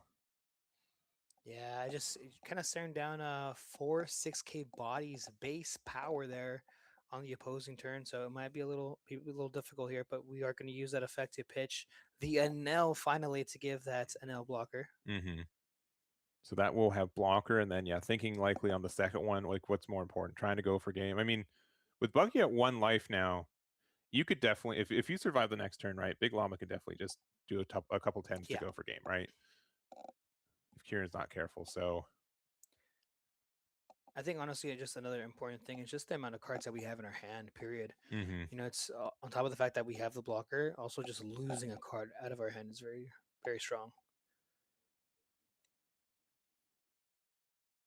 All right, these are understandable decisions, right? This is again pretty close, but what you'll really see with some of the best players in this game is like they'll have a lackluster start, right? But they'll still be able to find the right plays or see where the real value of is in the deck. And I think Big Llama, despite having, as mentioned, a slow start, has been making the best of it.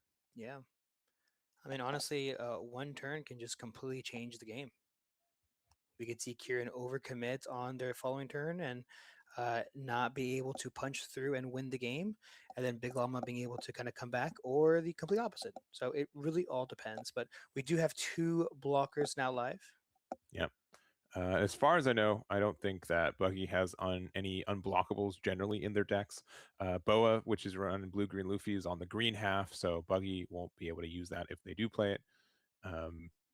Which otherwise like a 17k unblockable is pretty tough for a lot of decks. But starting off with the Buggy, I love that they're using the Buggy Dawn Yeah, for the leader. it's pretty great. It's really good. Yeah. 9 Dawn left. You know that they're getting out of 2 attacks for free here. And there's some numbers, but the first number we're going to see is a big 7k. Thinking about the block here. This might be one of the smallest attacks of the turn, so you do have to be careful. But another 7k. Asking for a 2-1. Or Divine Departure, perhaps. Yeah. I mean, regardless, 2 cards out of hand, right? So, which I do think we're going to see. We see the Mama Ragon. And 2k there, so you get out and only really have to use 1 card for it. Another 7k. Okay, so we could be splitting the rest of our Dawn 2 different ways, unless we have another way to possibly slow the game down even more so. Another Mama Ragon. And then a 2k. Who doesn't like to draw cards, right? It's a goodie. Now that does mean like your blockers are probably a little safer. This could be a situation where, I mean, you could put everything on your Buggy leader and then just attack, what is it, 12k? That means even if they block it, they have to give up a 2k, 1k. But looks like we are going to go another 7 here. I think we might be playing for another turn. Yeah, I mean, if we've got a Mr. 3 Galdino, that can also buy it for us. Yeah, Mr. 3 plus draw 2 cards is pretty good. Oh. You know they're hungry for it. Now, I wish they would have just countered if it was. Yeah, me, that right? would have made me feel a lot better. But this is 11k here, so even if you'd have to have 3 2ks and another counter from there. And I think Big Llama has, what do you say, 5 or 6 cards in hand right now? Yeah, I think honestly, I'm kind of leaning on the 5 cards in hand right now, and this is. I spoke about this earlier. It only takes us 1 turn. Mm-hmm. 1 turn to either make the mistake or to try to go for game. It's possible playing it even slower could be the mistake. We have 2 10k blockers on the board, plus the senior pink. So there's a lot of power on the left-hand side coming from Big Llama. Yeah. Now, if I had 2 life as Kieran, I'd maybe be like, oh, I could probably take it a little slower, right? I don't have to go for game here. But with that 1 life, like you do have to be really afraid of losing this next turn. Yeah, I might be afraid 2 blockers isn't even enough, honestly. Yeah. Yeah, if I had a Mr. 3, I'd probably be a coward, and I'd be like, all right, Yeah. I'll try again next turn. Well, looks like we are gonna. A Oh, croc. okay, croc to hand to play out 2 cost there. Okay, You get the draw there. you get the draw there. So we do now have 2 blockers. Yeah, 2 blockers, 1 done active. Are we gonna see a 7k swing? Probably not, just because the prisoner is technically a blocker. Mm-hmm. Yeah, but this is tough, and we're gonna leave it. We're gonna have 1 Dawn left open. We've got essentially 2 blockers on the board with the crocodile and the prisoner at the top there that can be turned into a blocker from the Buggy. But this is, Big Llama is like, all right, last turn. I think he's surprised he made it to this turn, right? Just a little bit. Yeah, I do think so as well. Yeah, it definitely seems like, all right, as Big Llama, I got another chance. I got this is my last chance to close out this game right here and right now. But what is the answer? What are the numbers here? You know? Yeah, and we did have to use a good amount of Mama Rogons. So I don't being able to have another one to potentially interact with their board for one of the blockers might be a little tough to do. Um, so looks okay. Just big 7 starts off. Wow. All right, get the block just on the immediate. That was the quickest block I've ever seen. Yeah, very quick with the block there, just making sure. I mean, there's a ton of ways that we can rest characters, remove characters, Mm-hmm. and those are probably all options that we see here. And we see the Lightning Dragon. Yep. And like we get to be, part of the reason that Anel is so strong is that we just have so many ways to add consistency to our deck, right? By being able to get like the minusing, and I think we do have a Gamma Knife in hand. If we have a Mama Ragon here, Gamma Knife Mama Ragon could allow you to really just go for game right now. Yeah, I think we use about 2 to 3 Mama Ragons this game so far. So if we do have the 4th or the 3rd, it would be honestly quite surprising, I think, just because we only have 5 cards in hand. Mm-hmm. At the same time, if we have it, man, we can do some big numbers this turn. Yeah, and I think we do also have a Frankie in hand, which could offer a draw 2 for it if we feel like that's the only way for us to go in. But obviously that means like we lose out on 4 Dawn offensively that we could attach to like the Senior Pink or even maybe one of these puddings. Right. But we've got 3 larger attacks present on board right now, and we need all 3 of them to hit. If we're doing actually a 4th with the leader ability on one of the puddings. Yeah, it's a little interesting. I do feel like there's a possibility we're able to clean up the board a little bit and kind of hope they don't have any prisoners, and we'll see. But I think we're looking for the Mama Ragon here. I think so too, and not finding it. Yeah, unfortunate.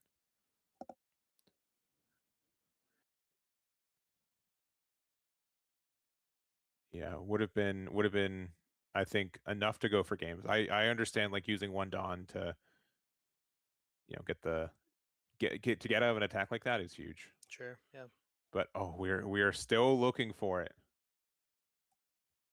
I don't know if we found it. No, I think it's another secret rare now. Oh, brutal. Yeah.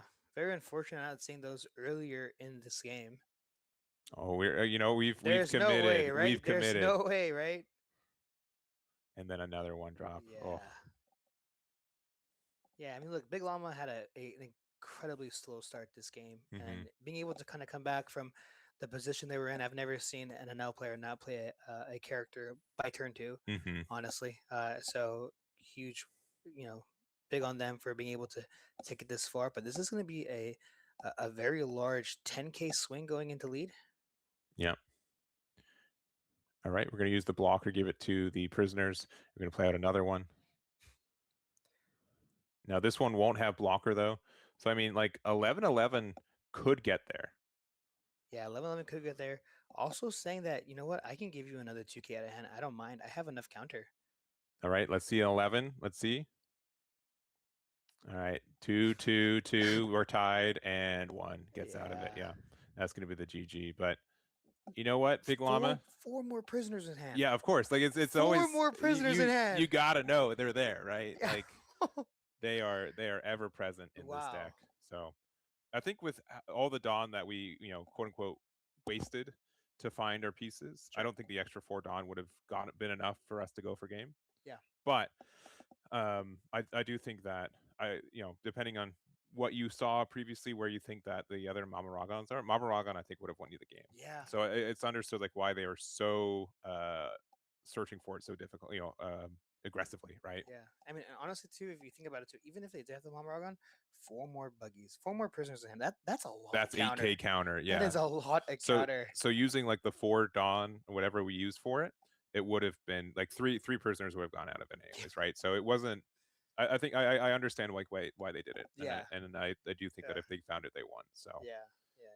Wow, it's such an insane game. Honestly, back to back, crazy games, very great games.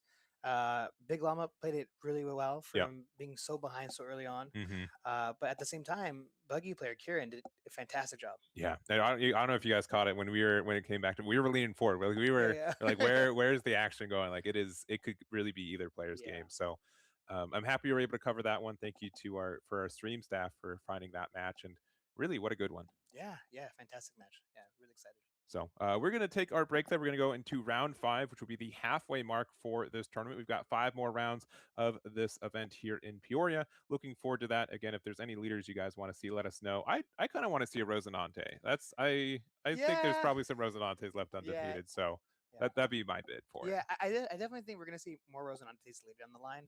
That just could be my blind faith. I love that character I so know, much. yeah. As the bottom of usage Yeah. of the top 5. Yeah, sure. Yeah. But I do think we're gonna see more at the end of this tournament. But yeah, honestly, all of these games have been great. It was an L. It could have been any other leader. All these games have been great. So Definitely. So we'll see what that is. We'll be back with round number 5, and we'll see you guys then.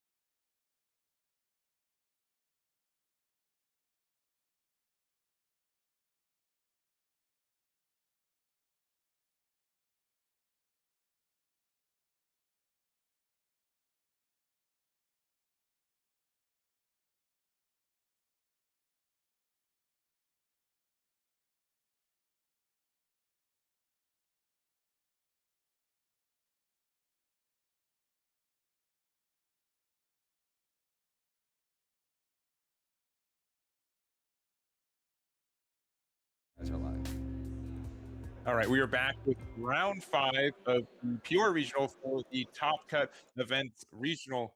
Again, here in Peoria. So we're at the halfway mark. We should expect 9 rounds today for this event, and we've got a really interesting matchup moving forward. Yeah, we have Teach versus Rosie.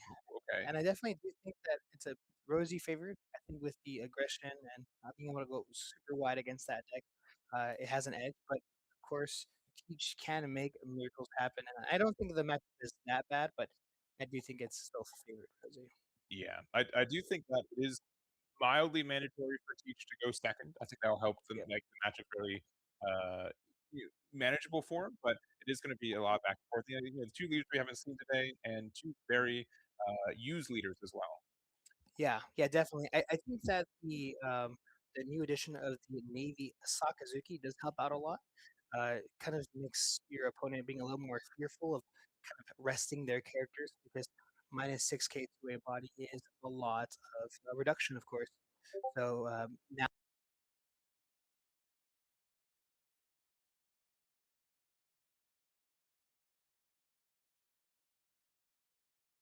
Issues we're going to try to resolve here, but then we will get into our game. Once again, it's going to be Rosinante versus Teach. We've got Kuma on the left with the Teach, and we've got Hart on the right with the Rosinante. yeah, I definitely think that as of late, Rosie has been seeing a bit of a rise. I'm actually quite surprised not seeing more today at the regional, but it looks like we're going to have the Teach start off, which we mentioned before. As Teach, you'd want to go second in this matchup. Yeah, and the Vasco shot, I think, is one of the key cards. Being able to rest essentially any of our big bodies that are 6 or less is really helpful. It is a way for us to interact with, the 6 cost Rosie Law. But no one drops some Heart. This is, really, it could be a little unfortunate. Yeah, not seeing stage or any of the searchers. I mean, we usually run a plethora of searchers, so really, really unfortunate here. Hopefully, we have a 4 cost law for the following turn, but Mm-hmm. we did swing 5k, which did connect, and I think we're going to swing another 5. Yeah.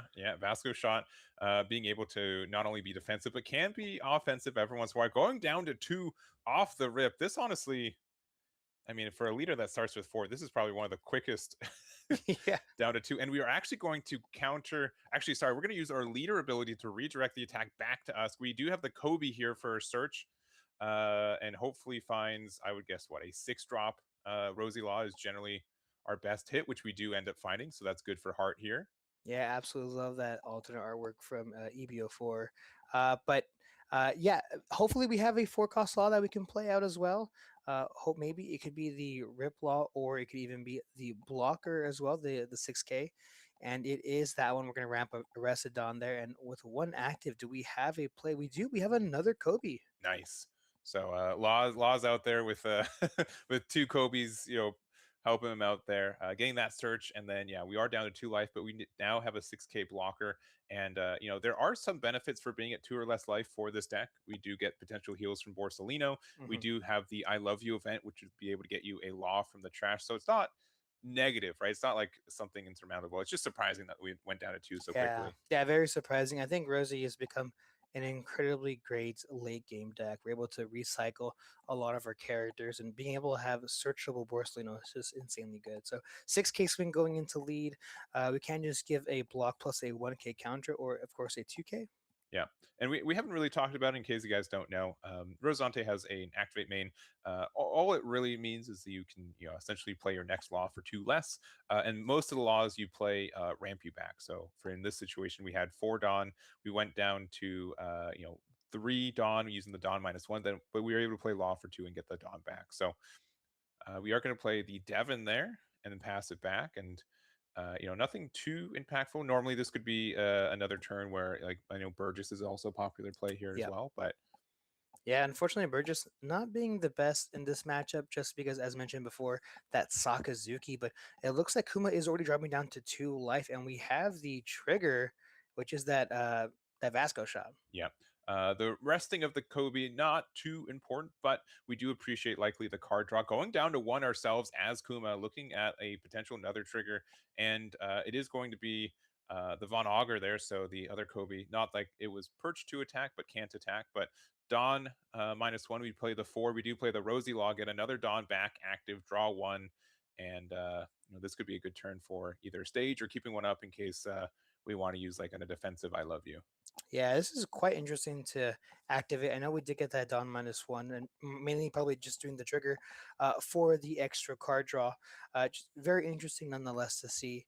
And I think, I mean, one life is a little scary. Now, I do know that some teaches do actually run the 5-cost Borsalino. Yeah, I think you kind of have to play either Borsalino or Shiryu this turn. Being able to play neither would be scary, but using 2 Dawn, that means Borsalino is really our only card left that could heal us 1, but we're attacking for 7 and we get the heal. We're going to be attacking with the Devon here. Katarina Devon, pretty unique attacker as well. It does kind of have like the Borsalino effect, being able to search or to get the attack back for it. So on attack for this card, you select one of your opponent's characters, it becomes the base power of that character. So we were able to be an 8k attack there. Yeah, very strong. And we do see the Borsalino coming down the previous turn. So Kuma going up to 2 life, Heart dropping down to 1 life. But you kind of like to see this if your Heart don't mind it too much. And this turn, you usually normally play out a Sakazuki is what the general idea is. But it might go a little differently. Yeah, but I guess not. I guess not. No, I guess not. could go exactly as you guessed, though. So Sakazuki, we haven't seen it hit the board today yet, even though we did have Sengoku earlier. Yeah. So for 7, you can do Dawn -1. You give something -6k power until the end of your opponent's next turn. So that means that the Borsalino there and the Law 4-drop. So this is from Star Deck. Was it 10? 9? It's 10? 10? 10. 10. Dawn, yeah, what how long ago that was? Like Dawn, yeah. this is like the oldest, like Star Deck 10 was like the start of Block 2. So like this is like one of the oldest cards you can play in the game right now. But Dawn -1, you are able to get 2 random cards out of hand. And you are able to play it for only 2. You did have to do a lot of Dawn minusing this turn, but Sakazuki gets you Dawn back as well. And so we're not too worried about it. And we do just get the block there with the Borsalino to get out of that 5k attack. Yeah, and that is a 0k Yes, character Borsalino, so which is why it did go down. Now we do still have the effect of leader to redirect to possibly the Vasco shot, which is why it looks like Heart is swinging into it with the Kobe. Yep. Now we are able to get the there, and then we're attacking the Devon. And this could be, again, we could redirect it to ourselves if we want the Devon to attack again for 8k next turn. There's only 1 blocker up for Heart right now, so that could be the value. But the thing with the 4-drop Law too is that like you could have a game plan all set up for next turn, and they could rip one of those pieces away and could put you on the back foot. But it looks like we are going to use the redirect into Teach, and we are just going to take it go down to 1. Yeah, I do think this is quite unfortunate here for the Teach player, just because, I mean, Law ripped 2 cards out of hand plus that leader effect. So ripping 3 out of hand technically is pretty unfortunate here. And we look at Heart's board, completely full. Yeah. Completely full board. Normally at this time of the game, usually you see on Kuma's side, usually a few different options of characters on the board. You know, you said it before. The Burgess is one of them. Yeah. So we'll see exactly what we can do. We definitely need to heal this turn no matter what. And finally, we see stage. Yeah, and this has been a bit of an unfortunate start. We actually get rid of the 8-drop Teach, which could have been one of our heal cards, but that could be there could be another one in hand to again get us up to 2. And the healing from that card is so insane, right? Yeah. Like everyone knows where they were when that card was revealed. It's just like not only does this card heal, but you get to decide off the top 3 which card goes into your life. Yeah. So it looks like we have the 7k swing with leader. We're going to block with the 4-cost Law, not using a Rosy effect to take our own life to keep it alive, just letting it go. And this is going to be head at an 8k swing going into lead. Yep, going down to 0 for Heart here. So a little bit scary. We do have the Shiryu we're playing for 6 here. So deciding to use this instead of the 10-drop Teach. But I think that's so we can apply a little bit more pressure. But unironically, at 0 life here, Kuma could, if they get another turn, they could realistically go for game too. Sure, yeah. I definitely imagine we're going to see either a Borsalino or possibly the 8-cost Law that would allow Heart to heal 1 life at least this turn. So I definitely think we probably still go for the board here. Definitely have to get rid of the Devon. which should be easy. But yeah, with sure you'll be deciding which card you put into your life. Being able to see the Vasco shot, not only does it get out of an attack this turn, but it prevents a block on the follow-up turn there too. So looks like we're going to just start with a potential big 3K here into the Devon. Yeah, 3 going into 3. I kind of do like this play if Hart decides to go with it, just because it requires a card out of hand. So really depending on how much they want to do, I guess Hart kind of deciding what the rest of his turn looks like. Maybe adding a Dawn to Kobe might just be a mistake on his end. Yeah. All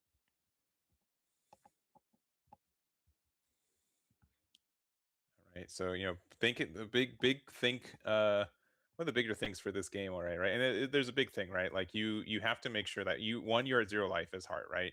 So, like, unironically, you could lose next turn. You got to make sure that you're applying the pressure without putting yourself in overextending. We're just going to get the removal of the Devon there. So that's a good first step. Yep, using leader effect there, we're going to Dawn -1. So that the next law character that we play that's 4 cost or higher is reduced by 2. Yeah, and there's one of my favorite interactions with this deck too is with the Sakazuki, where sometimes you don't have enough Dawn for you to get the ramp back, right? Like you're paying one to get one.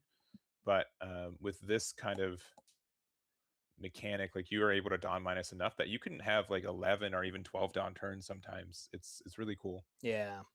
So AK swing does actually connect, and we do have a trigger. Okay. A little late. But we have the Ascension Wolf here. We do have our own Borsalino here for 5. We're going to use the effect here from Sakazuki to get 2 Dawn back. So you have 4 open, and then we can play the Rosy Law for 4, but we don't get the Dawn active, and we don't get the draw because we're at 10 Dawn and our opponent's at 9 Dawn right now. Yeah, we set up 2 blockers plus a heal, and with the already existing 4 cost law on the board, this is looking very, very safe for Hart this turn. Yeah. All right, gets another Devon 2K from our stage here. Yeah, but even if we try to go like for game with Zaha and yeah, so we are going to play the Zaha for 8 here.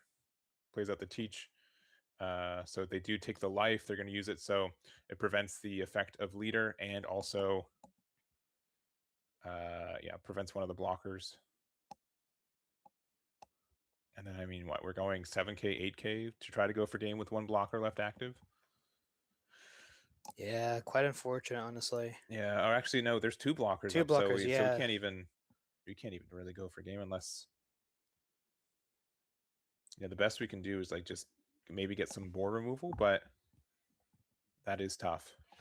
Yeah, with the amount of characters that Hart has on the board, when it gets passed back to Hart here, I think he can essentially just go for game. Mm-hmm. So 7K swing going into lead here. Now, it is important to note that in case we block with this law and we try to use the leader effect, we can't. 1, because we have no life, but 2, because the leader effect doesn't work. Yep. But, oh, man, we're not... I would have saved one of these 6Ks if we could have, right? Like 7K into 6 just means a 2K out of hand, but there's going to be a lot of defense here. I mean, this Teach gets out of 2 attacks for free, so your third attack has to be quite large. But we're going to start with an 8K here. Ooh, this is quite interesting. Yeah, I would have done maybe like a little bit bigger, yeah, because we can just counter out of this attack. Okay, this could mean that we might have the 8 cost law for rush. Oh, sure. Okay, with this 5K attack, yeah, definitely reading that a little bit more. But 3 cards in hand, we haven't used the block from Teach or the leader redirect. Yeah, and I think Kuma's thinking to himself, what do you have? What can you do this turn, right? So 1K counter out of hand, which is that Borsalino. We're going to tap 5 for another Borsalino. And I don't think we really need the 8 cost law if we just have more Borsalinos in hand. Yeah. I mean, very, very fair there. Yeah, not to mention that if Hart does pass this turn, eventually when he does, he still has now 3 blockers active. Yeah. I don't know. If we could have saved, if we could have saved one of those blockers, I think we could have gone for game, almost guaranteed here. But that's the thing with Resi. Like, you can always just be like, I can always outvalue my opponent. I can always try it again next turn. And we're going to start again with Kuma. 1 life to 0 again, getting a Vasco shot. And we'll see what's left in hand. I mean, playing one out is good, but again, Kuma's got so few cards in hand. Yeah, only 3 cards in hand with a full board on the opposing side. Mm-hmm. And we see the 10 cost teach marking one of the Rosie laws plus leader. So it's a 5K swing going into lead. Yeah, but like there's 3 blockers up and you have a life. Like even if there's no, like even if you have no cards in hand, Heart can't really like lose here. Yeah. We could have swung with the 8K if we really wanted to. I mean, we would demand at least a card out of hand. Mm-hmm. But really, for what? Yeah. All right, just big 8. Getting the block. Let's have another 8, another block, and just the 9 from 9. Borsalino redirect, and then everything on leader, and that will 7. 7. Okay. Just 1 card in hand. All right. All There's it no took 3K was a 7. counters in this game, Yeah. so we're good to go. But Hart takes it. Again, I think it's a leaning matchup for Rosie, but I think played it well.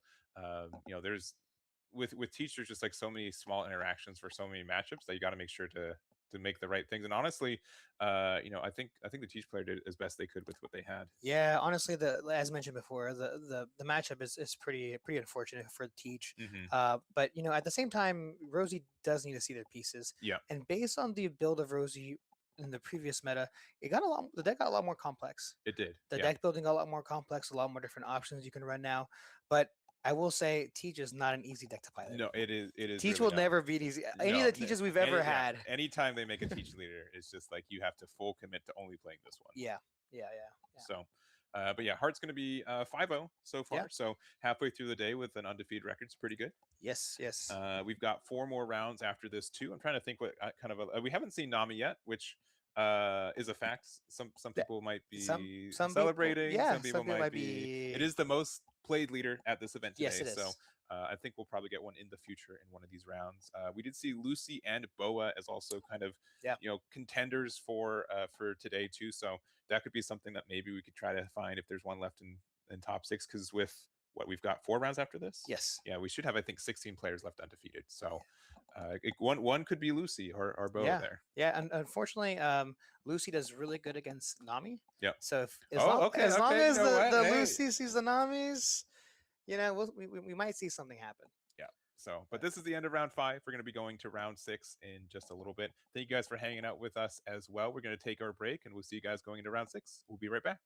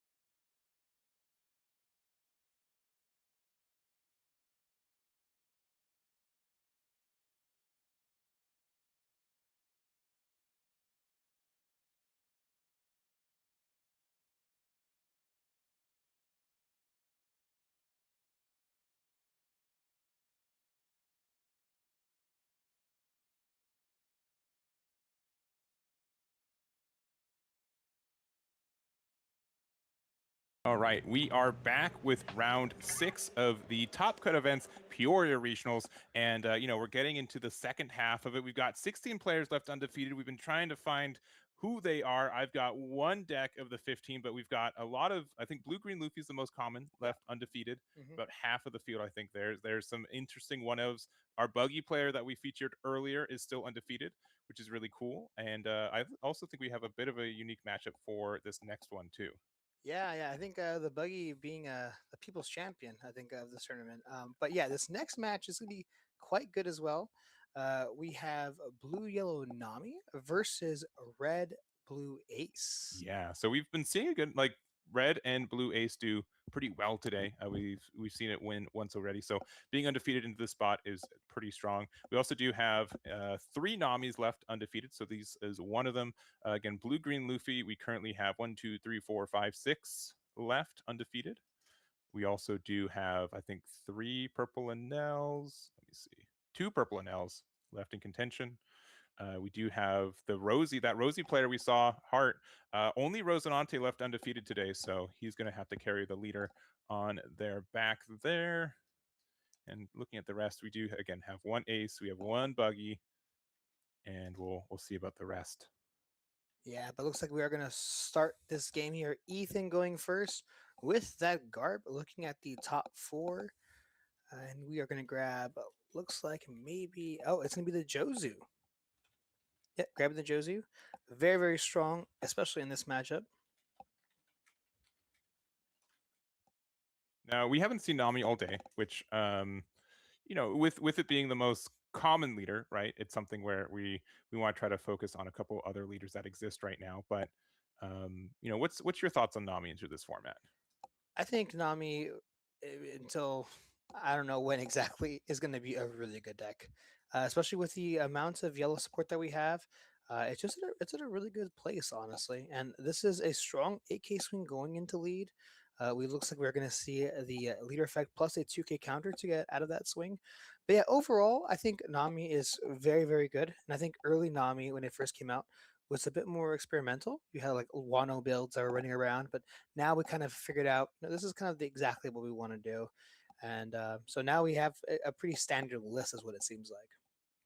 Yeah, and it's been standard, right? I think a lot of people are using generally the Thriller Bark package, right? An archetype that's surprisingly generic. It offers a lot of value, but looks like the first card is a trigger, and it is going to be the Gecko Moria to play out the Perona. A bit of I would say, that's probably like one of the best triggers in the game right now, right? Yeah. So having to use it for only Perona is like a little bit of it's mediocre, right? You could have used any of like the Thriller Bark triggers here, but getting another body on board is nice. Yeah, another 5K body on the board. Then we have the Nami hitting the board to force Ethan to take a life, attaching 1 Restodon to leader using a Nami effect to draw themselves a card. 6K swing with that Kiku. We're going to give just the Garp 1K counter, a 6K swing with that Perona, and this is just all the pressure that Nami wants to see against this ace early on. Yep. So already down to 2 life, but we are a 3 life leader, so that's not saying as much. And also, if you're just joining us, real quick, if you guys want to see the 16 leaders that are undefeated, we've got 6 Luffys of the blue-green variety, 3 Namis, 2 purple Enels, and then single copies of Teach, Rosinante, Ace, Buggy, and there's a blue-purple Luffy right now who's currently undefeated too. That sounds quite interesting. I would love to see that if they win this round. All right, but Ace here going for a 7K attack. Now, Ace being able to attack 7K is pretty good. Nami being a 7K leader for the majority of the game means that any way you can get these easy 7Ks are very good. But thinking after this. Yeah, I mean, obviously we know that red, blue aces draw a ton of cards every single turn. But last turn, Ethan did have to give up 3 cards to get out of 3 individual 6K swings. And this does connect, and it looks like we have a trigger possibly on Benny's side. The question is, what is it? It could be another Perona possibly in life, and it's another Gecko Moria. Oh my goodness. This Garp just can't attack this turn. Perona is preventing it all the time, but we actually are going to play the Jozu here, being able to get the Nami off the board and also get your 2K back in hand. Very good tempo. We saw, like, Jozu is just such a good ad for these ace decks. Yeah, being able to just bounce a character, slow down the momentum. And if he didn't have that trigger, we'd only have 1 character on the board on Nami's side. Mm-hmm. So another 6K swing going into lead. We have the counter there, followed by yet another 6K swing with the leader. And if we do take this life, we do get to, I believe, draw ourselves a card. Yeah, but Nami will also be able to draw a card as well for doing so. And then looks like for 7, likely playing out. Oh, the Ooh. Grav Blade. Ooh. Yeah, I do see a lot of Namis adopt this card with a couple more copies because of, a good amount of cards right now. Rosie is one of them. Ace is one of them. So really good stuff here coming from Nami. But we're at 9 Dawn, so that means we're playing the 8-drop. I am Whitebeard, using the effect to play Edward Newgate out. So being able to get a draw 2, discard 1, and then attach the Dawn across the board. And you said Garb wouldn't be able to attack. I mean, maybe. Okay, maybe. I mean, yeah, we'll start with this big attack here, and then if they don't get out of it, we can pressure another card of hand with this big 5K from Garb. Yeah. Actually, wait, it was played last turn. Can it not attack from Prona's effect? I think it should be able to. Yeah, no, that was the previous turn. Yeah, because they Yeah. grab plate. Sorry, the last turn was just so quick. Yeah. Okay, and they use a 7K, so we get out of it anyways. Yeah. Just making sure Garp wasn't still stunned from Perona. Yeah. So we were able to counter out of that 8K swing going into lead. I had to give up 3 cards for it. And you know what's good about 1 new gate? 2 new gates. Yeah. The difference is here on Benny's side, we have a couple multiple bodies on the board that can actually swing. So potentially looking at a 6-7-7 swing this turn. Yeah.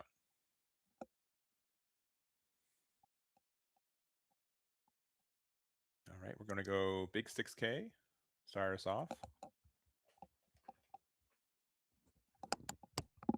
Now, of course, we do have that Newgate blocker on the board, so it looks like we're actually going to just counter earlier, block it earlier. Then we have the leader effect there to for the 2K counter and another 2K counter. Okay, so cleanly get out of this, but again, with the momentum still on Nami's side, and it's also like the difference, right? Nami's offensive 5K, but a 7K defensively most of the time, right? So you're still like an average of a 6K leader.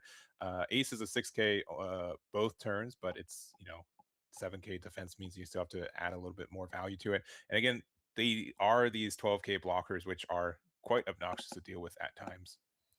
Yeah, so this could be 8K swing. We could block with the Newgate for a free block, and then we could also swing 14 into the 12K Newgate.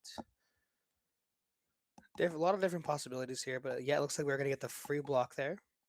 Yeah, I think I'd be really tempted to attack into their Newgate here, right? Yeah, I mean, we could get another life out of Nami's side, but it's so easy for Nami to heal. If we're able to possibly get rid of this Newgate, that would just go the distance. Mm-hmm.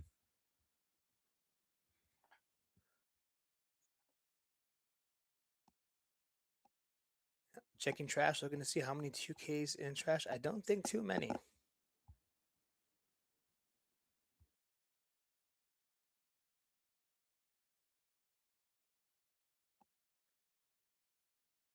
All right. Not deciding to attack, and that's fine. And this kind of is how the gameplay works with these new gates. Like it's the same in like the Ace Mirror, where since they can be defenders as well with blocking, you do want to be like, well, I don't. If I start attacking with my new gate, that gives you the opening to start attack with your new gate, right? So it's a lot of back and forth. Yeah, so it looks like a 6K swing going into lead. I imagine we just counter out of this first 6K.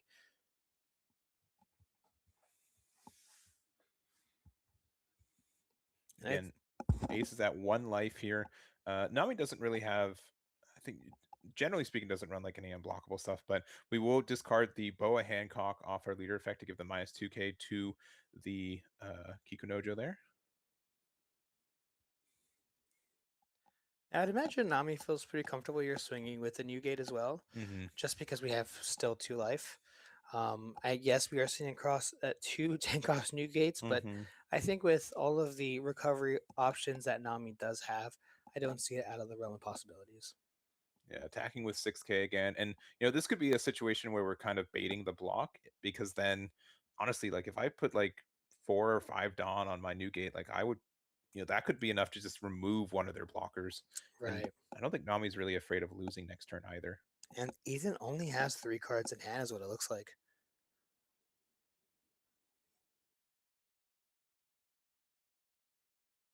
We still got 8 Dawn to go. We are going to go 12K here. 12K into lead. We could block and 1K counter. 2K though. Yeah. And then for the rest, we're going to play the 8-drop Gecko Moria here. Another 10K. And this is looking pretty tough for Ethan because Nami's just gotten so much value. They're able to develop the board. And yeah, these new gates are great. But if you don't have, a reason to like apply pressure while you're playing them, Nami's just has this board presence. Yeah, unfortunately, with those 2 triggers out of life very early on, the double Gecko Moria, it just kind of kept the pressure on, mixed with the removal of those 2 bodies as well. And now we have the 7 cost Zoro coming down to give 2K to the leader as well. This will help. Yes, yeah. Definitely will help. I'm very curious to see where this is going to go, right? This 8K swing. Yeah, it looks like it's going into Perona. So it does help you there. The thing is that you don't even like want to attack into their life because then they just get a body for free off of the hog back that we were able to heal off the Gecko Moria.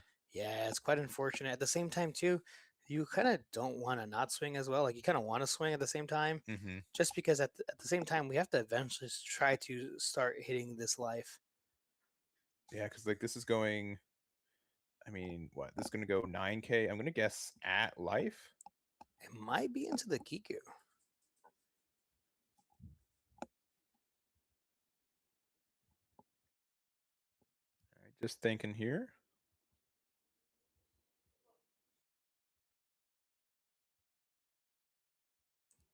Oh no, it is into life, and then actually just deciding not to play anything off of leader effect.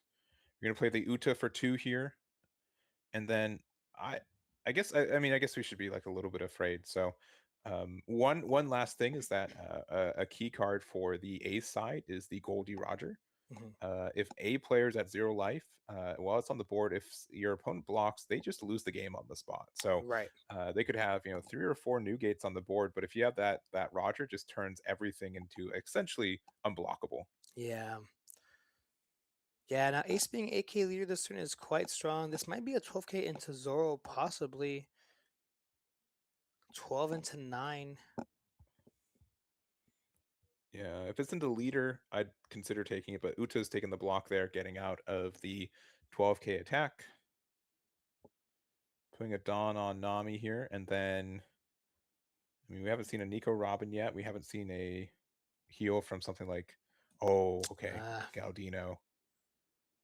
Yeah, so it looks like we're gonna go ahead and stun the Zoro since we cannot stun the new gates. And then we are playing a Borsalino for that last one, so we're at a blocker. Zoro can't attack next turn. They've drawn a lot of cards. Galdino drew us 2. Borsalino drew us 1 since we put another card into our life, and now it's just like Nami just gets so much value in this late game. Yeah, now on Ethan's side, I'm kind of hoping that we have possibly another Zoro because we need to keep this going, but it looks like no, we're going to swing a big 9K into lead. Now, Mr. 3 can be used by both players, right? So it Sure. could be something that Ethan can also use next turn. Biggest issue is that, I would say that Ace draws cards defensively, and Nami draws cards kind of more offensively, right? Yeah. Nami just ends up drawing so many more cards throughout a game that, compared to Ace, it does kind of start losing card advantage as we've been seeing here. Yeah. The only benefit here that Nami has is that, of course, we are a yellow deck, which means that we're able to heal Ace. Whatever life they go down to, there's no way for them to heal back up. All right, so we're going to use our Nami leader effect to get the plus 2K and then a 2K, 1K, so we go 10 to their 9. We're going to play a Marco for 4, kind of the, I'd say, Mr. 3 classic in a lot of ways, Sure, right? yeah. Being able to essentially get out of an attack and draw 2, but, a little bit more defensive as a blocker. Now there is also the, I believe the 3-cost Sanji that gives unblockable to something. Yes, rare, yeah, very rare, but another card that we could see, very possible.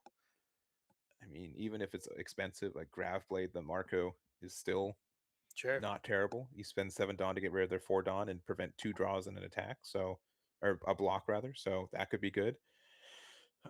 We haven't seen Nico Robin. We haven't seen again, the fact that Nami can establish a big body and heal, and I don't know, Nami's been around 2 or 3 life most of this game, right? Yeah, it definitely seems like this game is definitely escaping Ethan as the turns go by.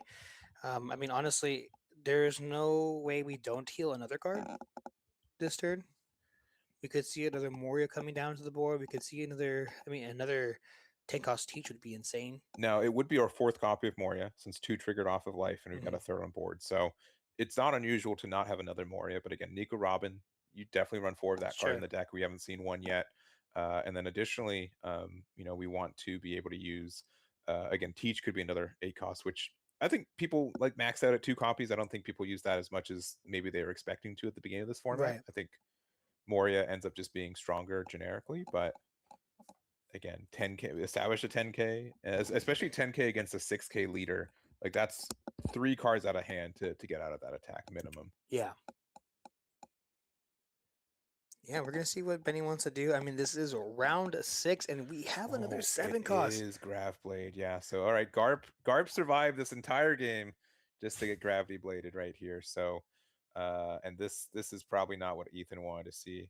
With 1 card in hand, likely are hoping that we'd be able to Marco blocked and drew, we'd be able to draw 3 cards here and get out an attack, but now it's not doing that. So okay, given the event to give them -2k, okay, it's attacking with Borsalino. That is I don't tough. I don't even want to block here if I'm Ethan. Mm-hmm. We can swing 12 into 12. We can swing a couple times into this 12 in case we do block. Yeah, this is a tough situation. Yeah, really unfortunate for Ethan. I was also hoping that maybe the last card in his hand could be Goldie Roger, but unfortunately, that is not the case as well. Yeah, and I think that's why I think more people have been using Mr. 3 than like if we had Mr. 3 here instead, it would have prevented Gecko Warrior from attacking, gone as the draw 2. Yep. And instead we just didn't get any draw. It's that immediate value. Yeah. That's just so strong. Yeah, and being a 1k in hand can be flexible. I mean, both these leaders are the same, where they can convert a card without any counter into a 2k essentially. So it's very good, especially when you draw so much, but you do eventually run out of value. Yeah, I think at this point, unfortunately, Ethan does have to just take it here. Yeah, and we are waiting on Ethan just to decide, I believe, because this is going to just, a 6k Borsalino into the 6k ace.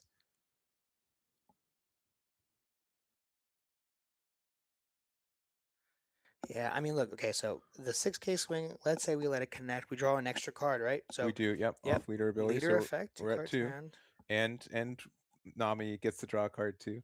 Big 8k block.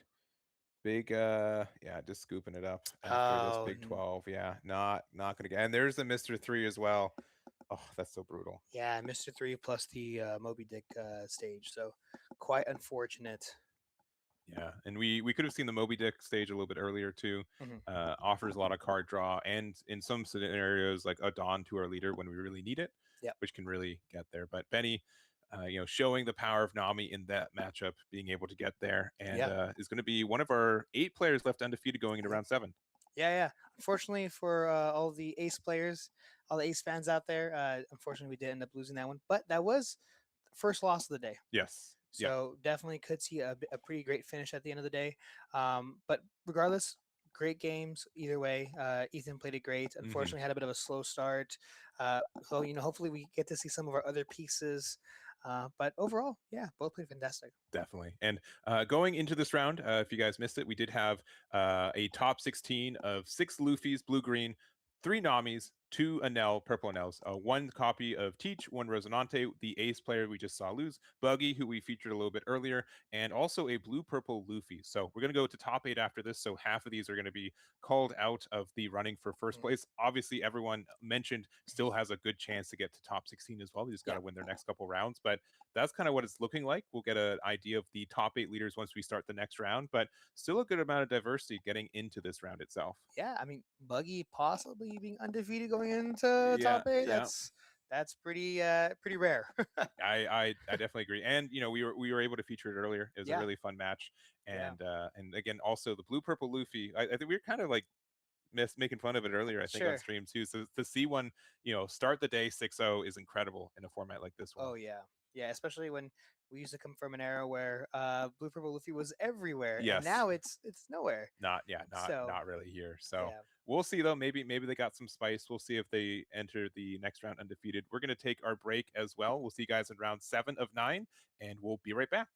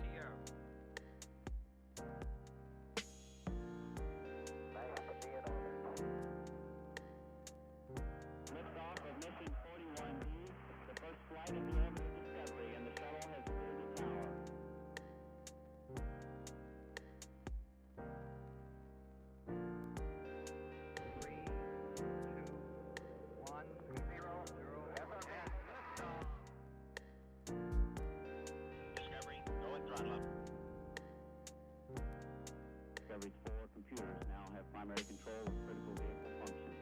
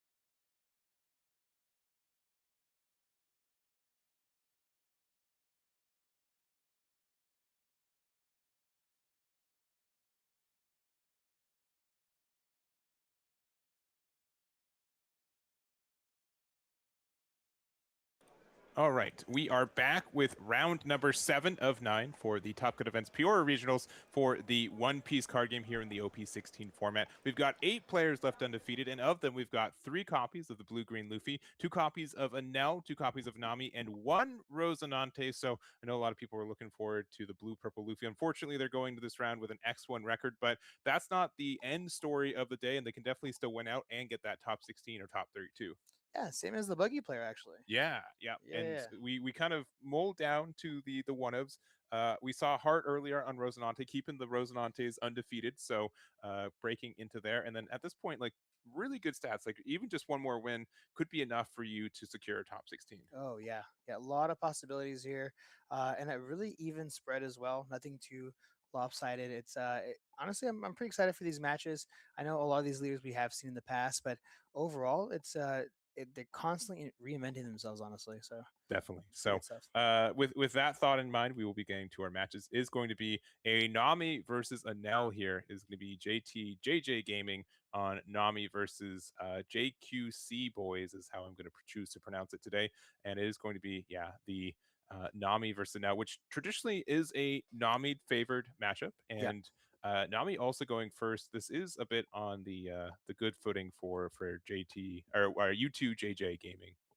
Yeah, and we do see the one cost. We find a one cost character this time. We did. Our last NL, we did not see any one cost characters for the first 2 turns. So JQC already with a head start there, and this is a big AK swing with that Nami going into lead.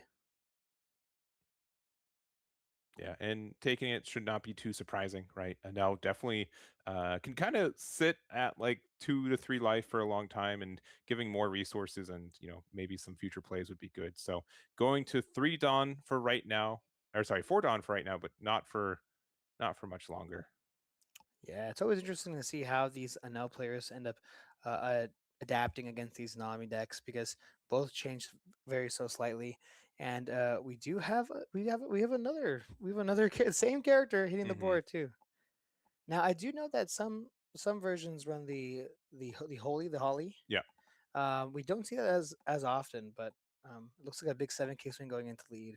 Yep. So using the leader ability again, the 4 Dawn rested, 1 active, and then attaching up to 4 Dawn helps out a lot here. And then a second Ohm too, that even if it can't directly attack anything, just giving something -1K on attack can put things into range for like the Mama Ragon or others to interact with your opponent. Yeah, 5K swing here going into lead, I would imagine. It could also be going to the Ohm as well, just because of that reduction that we were talking about. Now, one scary card that was discarded is the Wiper, right? So honestly, it kind of means that we likely have another one here, and we're just going. It looks like a big 5K into leader. And then, I would imagine another Wiper. So very strong card here. We have to flip the top card of our life face up, but we do get to give -2K across the board and then additionally remove these ohms afterwards. So a really good tool that I know a lot of yellow decks have been using to clear up against specifically this Enel as well as the blue-green Luffy. So to make it this far and that being like the majority of the matchups left, that's probably pretty good for JJ here. Yeah, just really unfortunate here for now the fact that Nami Dex did adopt this Wiper when I'm assuming it was primarily there for the Luffy matchup, but overall seeing a just double advantage in that scenario. Right, we're currently at we're always at like 6 Dawn for now. I don't know. I don't know why that's interesting. But we are here. We are taking a 5K. We don't have a Dawn underneath our Nami, so that does mean we do have to get out of attacks the old-fashioned way. But we're going to actually lose a Borsalino from hand and stay at 4 life. Yeah, so we do see the Enel coming down, and we're gonna search the top 5 there for a mystery card that unfortunately YTJJ will not know what it is. Which means we won't either. But Yeah. but yeah, one of the best searching abilities in the game. Not only do you get to choose any card, but you don't have to reveal it to your opponent, which means your opponent won't really have any counterplay if they don't know the card. Now, you do have to discard one after the fact, so it's not a generic +1, but also this Enel on board is quite the menace. So we're going to put a bunch of Dawn on there. We're going to pay the 1 for the Shura here, and then likely just pass from there. Yeah, quite unfortunate that we weren't able to swing with the Shura. We just didn't have the available Dawn for it, so quite unfortunate there. But It looks like we're going to tap yet another 5 Dawn for that Luffy. Oh, okay. So, when we got Enel in OP15, right? Like the yellow Luffy deck, it was kind of built to like have a lot of positive interactions for the deck, right? This Wiper being one of them, and the 5-drop Secret Luffy being the other one of them. And we're thinking about on the side for Wiper, we can give it on to any Sky Island card. So deciding if we want to on Luffy. Also, spoilers, we activated a event, so the Luffy gets a plus 10k due to that new gate being there. And I believe we did do it twice. Yeah, so this is casually a 27k Luffy, Yeah. which, I mean, why? Yeah, I mean, and we do get the draw as well because that Wiper did swing did connect, and we have another swing, and this is a whole different game now that that Luffy is now on the board, and now Enel sitting with 2 life. Yeah, down to 2, and yeah, when Enel mostly uses events to interact with the board, and knowing that the top card of that life will give plus 10k, they're gonna have a really hard time interacting with this Luffy. Yeah, I'm not too sure exactly if this Luffy will stay on the board. There is, of course, a ton of reduction to happen as well, but we do see 2/2Ks out of the hand to save and protect the Luffy there. Yep, and just confirming, yeah, not a pitch effect with the Nami or anything. Just confirming, yeah, 2 Kumasis left in the hand. We only have 2 cards in hand for Nami, so we are a little bit low on resources here. But again, we can continue to draw as it goes. But we are going to go 7 into Luffy here. We will get the removal here. Yeah, I'm not too sure if we'd be willing to kind of give up our whole hand essentially for that. Yeah. Well, we still get to play out the Reiju for 4. And then we will be looks like using the lightning there to prevent the Wiper from attacking. We're gonna go one more big attack, and looks like maybe into Wiper here, and then no, it is going to be in the leader, and we do pitch the card to get out of it. Yeah. So it looks like JQC was able to refill their board after Yep. the Wiper and initially a couple different bodies, but now we have Nami's turn, and we don't have too many cards in hand. No, we have 9 Dawn right now though, and we are at 4 life. So I could see any of our 8 drops would be great. Either Gecko Moria, if we're playing Teach, 7-drop Robin would be like a little bit unfortunate because we probably would want that Martial D Teach in our hand. We didn't want to trash it to get 2 life, but looks like we are actually just going a large number here. Yeah, big. It looks like big 9K swing going into lead, which does connect, which will allow us to draw a card, and then playing out the Perona for the Mhm. stun. Yeah, and this is another great card. So Enel has a lot of protection and it's a lot of things, but generally it's a 6-cost body, right? So Correct. cards that don't remove but interact with 6 costs, like this Perona, is a great way to prevent that attack. Yeah, there's so many cards that we've seen on the Nami player side that just kind of literally counters an L. We saw the Wiper, we saw the Luffy, as well as this Perona doing so much damage in this matchup.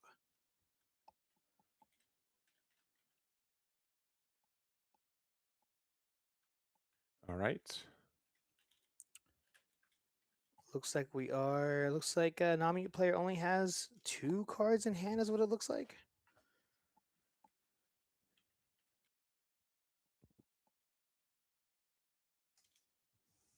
Yeah, not a lot.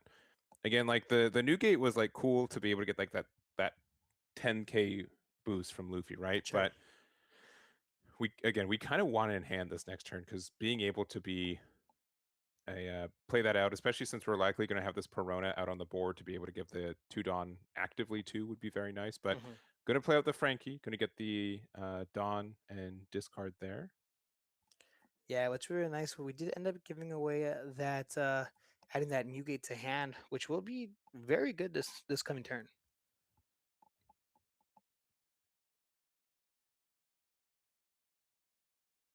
Now we can see from JQC's hand, there is quite a few amount of cards in their hand. I mean, when we're already down to 1 life, those cards have to go somewhere, right? Right. So with all the pressure we've been able to do, we were able to get a lot of advantage. We have a lot of other Lightning Dragons, so Wiper's not going to be able to attack on this next turn.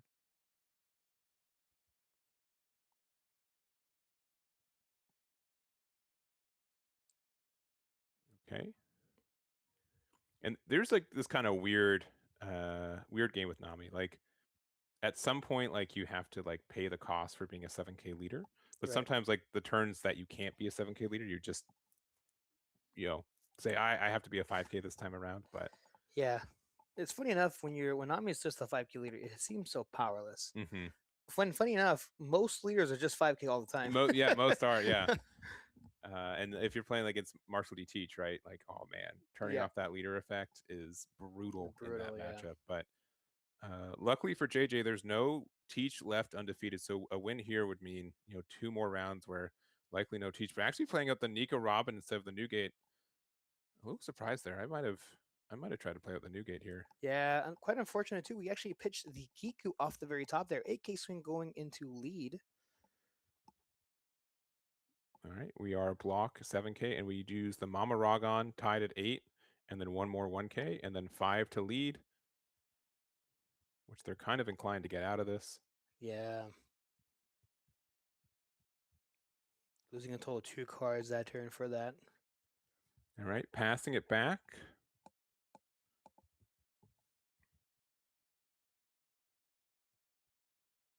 All right, but this is kind of like, Anel doesn't really mind taking damage early game because this late game pressure, it's just more fuel to defend board, to be able to get your interactions, like it's a larger card pool, and you're generally not worried about losing early in the game. Yeah, Nell does this really great thing is toward the end of the game where you realize they don't have lethal, then you realize they do have lethal. Yeah. You're like, I think I'm safe, and then you are not, unfortunately. All right, just checking our trash there to see what we can do, what options we have available to us.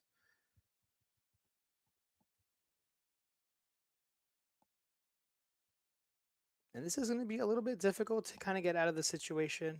I mean, YTJJ has had a ton of time to kind of counter this deck, but looks like the 7K swing, we are going to see the leader effect plus 1K counter with that Perona coming out of hand. Looks like we have 3 cards left in hand.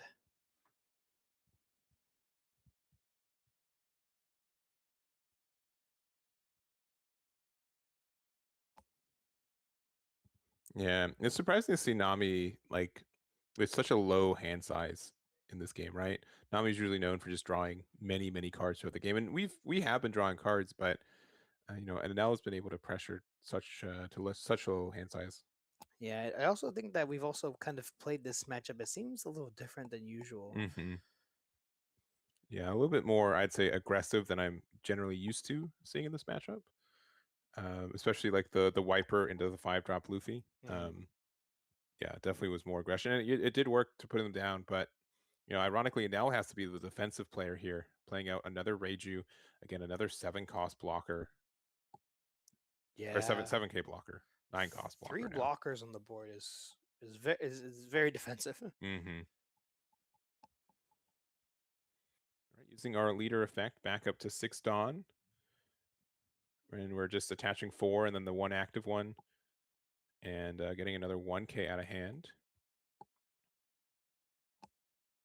Now sitting with only 2 cards in hand. Yeah, we're attacking with one of the Reijus. I think that might technically be the one we just played, but as long as one's blocking, it's quote unquote fine. And then back to 1 life for JJ. But again, we've got our board is still around, which is good. I don't think anything got Lightning Dragon so far this turn, and will remain that way as we pass it back to JJ. Yeah, now we're kind of in a situation where, I mean, Nami can still go back in life, right? We have access to cards like Zoro as well as the Borsalino, but it looks like we might be eyeing that 10-cost Newgate. Yeah, that would be helpful for not only being defensive, but also being able to help you get out of some attacks. I don't think JJ's aiming to win this turn, since there is 1 life and 2 blockers active for JQC, but an 8K is a pretty strong start. Especially because this deck doesn't have a lot of 2Ks for things not named an L. So yeah, you can block with Reiju, but unless you have like one of the 2Ks that you maybe run, you're out of luck. But actually going to use Divine Departure, and a 1K. Wow. Okay. Yeah, 3 cards out of hand that turn. All right, and we are going to play the new gate here, so that will let us get a draw 2, discard 1, and then attach 2 Dawn to our leader and 2 Dawn onto likely Perona. Wiper can additionally give Dawn to itself as well, and we are going to be asking for cards in the trash there to help get an understanding like what's our next play from here. Because, and ironically, like maybe pressuring the Reiju could be the play here. We're going to just go 7 into leader. I think we've got 5 cards in hand for JQC. Yeah, not the most, but fortunately for Anel, of course, a lot of their cards do replace themselves. Yep, 7K swing does get blocked plus a 1K counter. 7K swing going into lead with the leader. Get the full block, and then we will use Wiper's effect to give a Dawn to a Sky Island character, which can include itself. 7K to lead. And we're going down to 0, so likely JQC trying to end the game on this next turn. Now, obviously, taking that hit means that Nami does get to draw 1 more, so that could have given them more defense here, but you know, it's really going to come down to this. Yeah, little nerve wracking. We have 2 7K bodies on the board, and then of course we have the 6 cost Anel, so we can do a lot of damage this turn. And Nami does have 6 cards in hand, in which we did cycle the previous turn, so it's a little bit scary.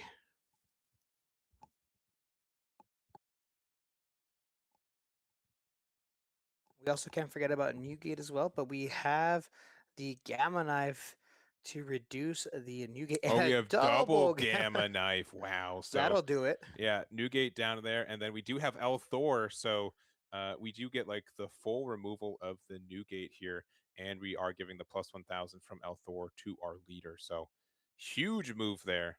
Yeah, absolutely insane. I am surprised we didn't invest a little bit of Dawn before we started attacking, but I think we're deciding, you know what, the attacks that we get in general number wise are more important than how big they are. Yeah, this is a 9K swing here going into a lead with that Reiju. And honestly, I'm a little nervous here for YTJJ.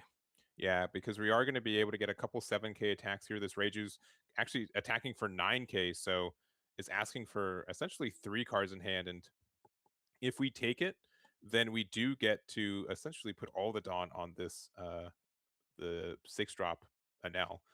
Now there are some scary things that could be this last life. 4-cost Perona being played off of life would be good. I don't know if there's one in the trash right now. Right. There's also, we could play out the Zoro. Marco blocker would be less than ideal, but still something that we could do. We are looking, it looks like JJ's like, all right, what are the chances that I have a play from life trigger as well? Do I want to give up 3 cards?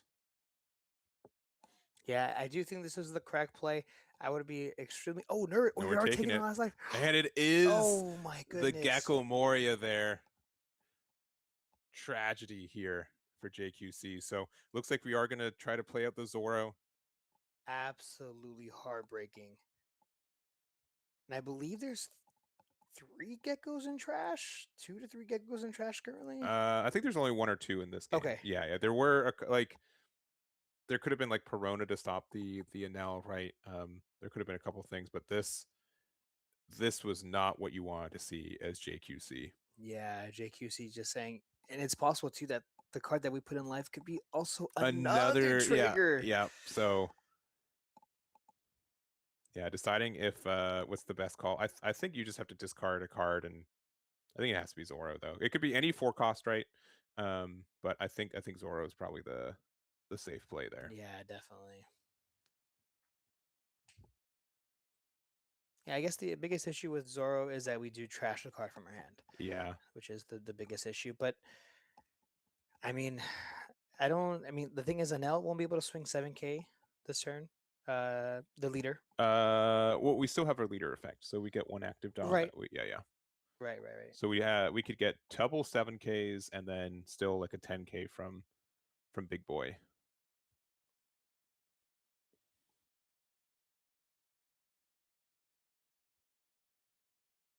All right, JJ just thinking about it. Yeah, this is round 7, undefeated. Both players, of course. So a lot on the line. Totally understand. Taking your time, deciding, is this the right play? Yeah, we also haven't discarded off of leader effect quite yet, so that's another discard that we'd have to contend with. Yeah, and it looks like we have three options here that we're eyeing, right? We're eyeing the Marco, the Perona, as well as the Zoro. Yeah, and if we do have Zoro, like the numbers are what we put. It's like I think it's 11-11 for game. 4 Dawn onto Reiju, and then 1 extra Dawn onto the Enel. There could be like an El Thor to make it like 11-12 too. So there's some big numbers when again we're still just a 5K base Nami here. Yeah, Marco, being able to play out Marco from trash would be nice to draw too. Unfortunately, you'd be able to, there's a card that you can rest, stun. Yeah. So many different options that Anel has to kind of deal with that character. All right, we've we've gone from 3 to 2 choices now. We decided that it can't be Perona, and we're thinking about the Marco This here. is a little risky. Don't. Yeah, I mean, I won't say one's better than the other. We've already made it this far. We are choosing the Marco here. Wow, extremely bold play here. I mean, I like it. This is the kind of plays that you take into account and say, "Hey, I don't think you got it." Yeah, I mean, we know, JQC has to win here, or not, right? So I understand the extra thought here. Marco is the greedier play, I would say, but it is, and it can be interacted with most. But if you don't think they have a way to give them -1K and the Mama, I mean, how many cards does JQ Boy have? If they only have 1 card in hand, then Marco's safe, right? I don't think there's a 1 card combination that people are running to get out of it. But we looks 3 like we have cards. 3 cards right now. I still would be very terrified. I I still would be very terrified. I've got a 1-track mind. It's just like Zoro like makes it easy, right? But Marco's a bit bold, but that draw to that block could be exactly what we need. Yeah. And also, there's a world too where YTJJ did the math and just doesn't have the counter. If you were to lose 2 cards out of a hand because of that Zoro plus leader effect, it just would not be enough. So maybe he sees something that we just do not. Yeah. Now, we generally speaking, JQC Boys has 3 attacks, I see. We are a 6K leader due to the El Thor. We haven't used leader effect, and we get the 4 Dawn attached, right? So we can do 1 7K off the leader by attaching that 1 extra Dawn. We can put 4 Dawn under the Reiju, and so it'd be, I think, 7, 10, 11 to try to go for game.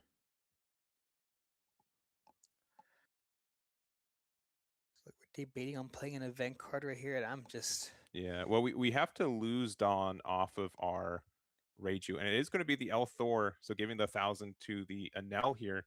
And we are just going the big 11K here, taking the block, it looks like.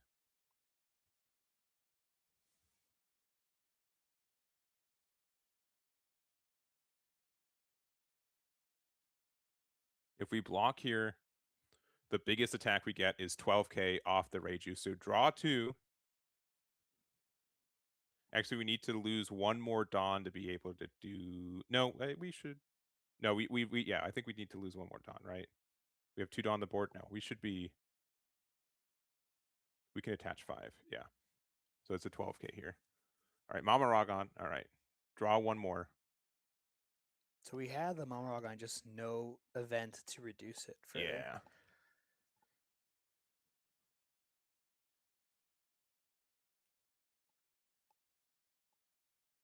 All right, leader effect. All right. Currently 7 plus 5, so 12K. So this could be 712. And we're still not a 7K leader yet. We're still just a base 5. Oh, we're keeping 1 open, yeah. So 7K. Oh yeah, because we can attach it to there. 1K, 1K, 2K, 1K, I believe gets out of it. So 7K, 8, 9, 10, 11, 12 to 7. All right. And we get 1 7K attack. Oh, 1 more extra K here. So there's going to be 8 to 7. Do we have a 2K in hand? 2K. We do have the 2K, and I think that's it. Yeah. Scoops it up. Oh JJ my takes it. goodness. Wow. 2 1Ks left in hand as well. Now, this combination would not have worked unless he did not do the Marco play. Correct. Because we drew the 2 cards after the fact. Yeah. Now it's a weird. I'd have to go back and check, right? Sure. And I think that obviously between Zoro and between Marco, there's a decision there, right? Yep. Zoro is the safer play, but I think that gives them, if they have in a vanilla state, it's the best way that a Nell player can still win. On the other side, Marco is like the greedy play, but it can get you the the 2 cards can help you, and the guarantee out of an attack if they don't do there. So obviously Zoro is the safer play, but it really could have gone so many different ways there. Yeah, I mean, also too, we also know the cards that he drew. So if we did play the Zoro, we could actually go back and see exactly what would go into the life. Yeah. So. And I don't think it was I know there's an 8-drop Mori in hand, but I think that was already in there at the start, Yeah, right? if it was another 8-drop warrior, that would be actually insane. Yeah, but I think that I'd have to go back, but there definitely were some chances that if we played the Zoro, that we could have lost there instead. Especially with, I think we played 3 Thors that turn. Yeah. There was just a lot. So I'd have to go back, but for that exact scenario, I think Marco was the better play, but it was greedy. It was a little greedy. It was a bit greedier, but overall, fantastic turns on both ends. Nami player figuring it out, taking the greedier play, but honestly, I love it. That was, I mean, honestly, to the nail too. Yeah.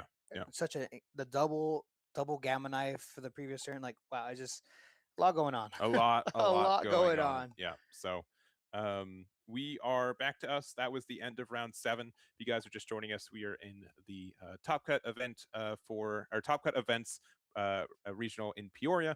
We started the round with 3 blue-green Luffys, 2 Anels, 2 Namis, and 1 Rosinante left undefeated. We're going into 4 undefeated at the end of this round, and we're really getting down to it. Yeah.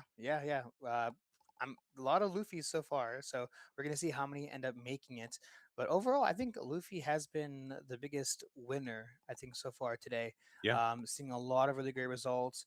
Second deck that was brought the most. Yeah, from today. second most popular deck in the room. Yeah. Yep. So definitely the results are there. So we'll see how it goes. Definitely. So we'll go into a little break. We'll be back with round number 8. We'll have 4 decks, 4 players left undefeated. We'll see what they are. One of them is going to be Nami. We'll see what the other 3 are, and we'll be back then. See you guys then.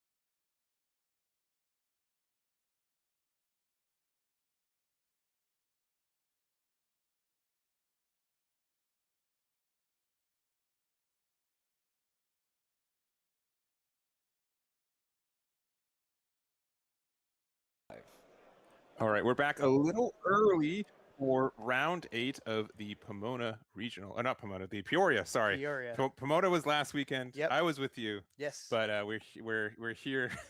Pomona's closer to where we're at right now, perhaps. But for top cut events, yeah, we've got a 5-12 event. We've got 2 more rounds. We've got 4 players left undefeated. And what do we got left? We have 2 blue and green Luffys, as well as a Nami and an NL. Yes, we did see JJ win with Nami. Pretty close end match on that previous one. Gonna have to play against Anel again to try to find themselves in the finals. And then we would have a Luffy mirror match of 707 and Howie on that side. So that's the match we're going to check out for that one, just as we just saw JJ here. But we're going to see what's going to get in the finals. Definitely blue-green Luffy as one of the 2 in the finals, and it's going to be either against Nel or Nami. But we do have to figure out which of the blue-green Luffys are going to be there. So we're going to switch over there and see what our match looks like. Yeah, we're definitely in for a good match. Both players, phenomenal players. And honestly, I feel like no one's been saying this deck is the best deck. No one really says that at all. But I do think it's, if not top 2, top 3. I mean, to say it's not top 3 would just be understatement. Yeah, I would say, I think I see people saying either Nami or Nel more often. I think people respect that blue-green Luffy is a strong deck in particular, and it has won some events too. So it's not outrageous to see it this far, especially in like a mirror match at this spot. But it is a deck that, I'm not sure if people are necessarily asking for cards to be removed from the deck outright, like they are for like a Nel or Nami, right? Maybe that's kind of the difference for it. Yeah, just the consistency of this deck is just it's out of this world, honestly. But we do see the Mr. 2 hitting the board, using leader effect to restand, and then we're playing the Mr. 3 Galdino. This is definitely a tech that 707 uses. He was able to do pretty well in a European event earlier in this format, and off the back of having not 1, not 2, but I believe 7 different one-ofs in their build. So I don't know if it was thematic for their name. Maybe I'm just thinking 7 because it's 707, but like a very strong player. And in this deck, you do have a lot of interesting one-of techs, and generally speaking, this Mr. 3 can be one of those as well. Yeah, I also do like going for the Mr. 2 instead of the Bong Clay, just because of that 2K base. Yeah. And we are going to play out the Luffy here as well, looking at the top 3. And, this is like a lot of back and forth for both these players on trying to get some like pressure and removal. Both these players like to go wide on their board, and we're going back to 707. Yep, starting off with 5 Don, we might see a Buggy if we have it, or possibly a Crocodile. It's usually around the turn 3 play. Yep, good 5 here, and it's a little unfortunate going second with the Crocodile because you weren't able to put the Dawn underneath the Bon Clay, attack with it, and then play it back out again. So it did kind of loosen up a little pressure, but it's currently 3 life to 4 as well. If we have 5-drop Buggy, that's generally the best, I think, play on odd here, but that does mean you have to find it and the Prisoners of Impel down, so not always a guarantee here. Yeah, and if we do also have it, it might. I mean, I'd imagine we play out first so I can resend the Dawn, just so that we don't see an empty 5K swing. But no, 6K swing going into lead here. And we do have the Croca, right? So this is, with that 1 extra Dawn, you do get to this play where, again, you get to play back Daz Bones once again. You get to, quote unquote, save it from being attacked next turn. You get to draw another card from playing it a second time. We've got 2 Dawn left active, thinking about putting 1 on leader. And it's going to be another 6K here, getting the block, and 1K off the Emporio. 1 Dawn, maybe a Luffy hitting the board. Yeah, there it is. Yeah, I believe it's the only 1 cost character in the whole entire deck. So yeah, really cool. Definitely. I do know, like, I don't do a lot of the extra format. I don't know if you the extra regulations, but there is the 1 cost blue Buggy that we got from set 2 eons ago. Yeah. But it does look top 5 for a non-Buggy Impel down card. So I do know people have been trying that card in the extended format, but just in the standard format here, that Luffy's going to have to do. Yeah. So now Howie's sitting at 6 active Dawn. We still, like I said before, we can see the Buggy, and we know we have a Prisoner in hand.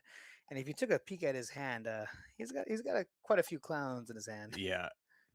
Trying to get them out of there. So there's the 5 cost there, being able to draw a card, and then you get to play out a 6 cost Prisoner of Impel down there. We're going to use our leader ability to get the 2 Dawn back active here.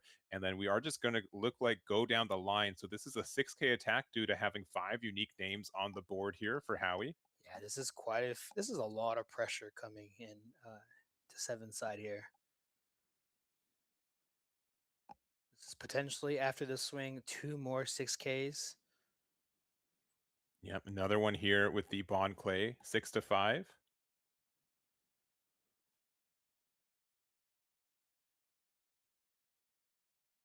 Now, you could also block 1K here with the Croc, but you do know, their blocker can attack another time as well. And this is how fast the game goes, right? The following turn, if we're unable to kind of deal with this board or establish a couple more blockers, we have access to the event card that resets our whole entire board. There's just so many different options here, but it looks like we are going to block and give the 1K. And then we're going 6K here. Yeah, final 6K swing. Yeah, and at this point, it's either like we don't have a 2K, or if we do, it's simply the buggy prisoner combo that we have to give up if we do so.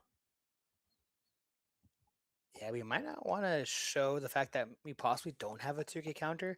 Giving 2 1Ks would be a lot of knowledge given up. So we might end up going down to 1 life here. Yeah, but that's pretty scary. We're getting to the point of the game where Boa Hancock can hit the board. That can, like, Boa Hancock, Brooke, such a good finisher. Oh, yeah. Right now too, just double unblockable attack. You could be at 1 life with a bunch of blockers, and it's not going to really matter. Yeah, looks like 7 is just taking his time real quick. I completely understand. This is round 8 out of 9 rounds, both undefeated, of course. And so this is a very important turn, and looks like we are dropping down to 1 life. Oh wow! And honestly, it wasn't a decision on, obviously could we, but these mirror matches can get so tight, like so much value can be gained and lost. It's like, can I afford to give up 2 cards to get out of 1 attack? Can I, is there a card that I'm missing that, the odds of me drawing it off that top card of my life could change the dynamic of this next turn? Just why this game's just so good and dynamic. Yeah.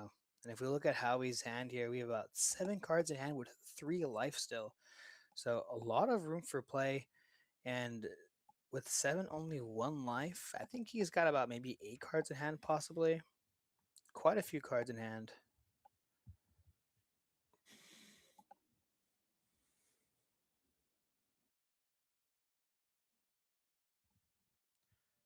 So this is a 2K swing going into the Bon Clay. Yep. It's going to be 2 to 1. We're going to give blocker to our Prisoners of Impel down, but we're not going to block with it.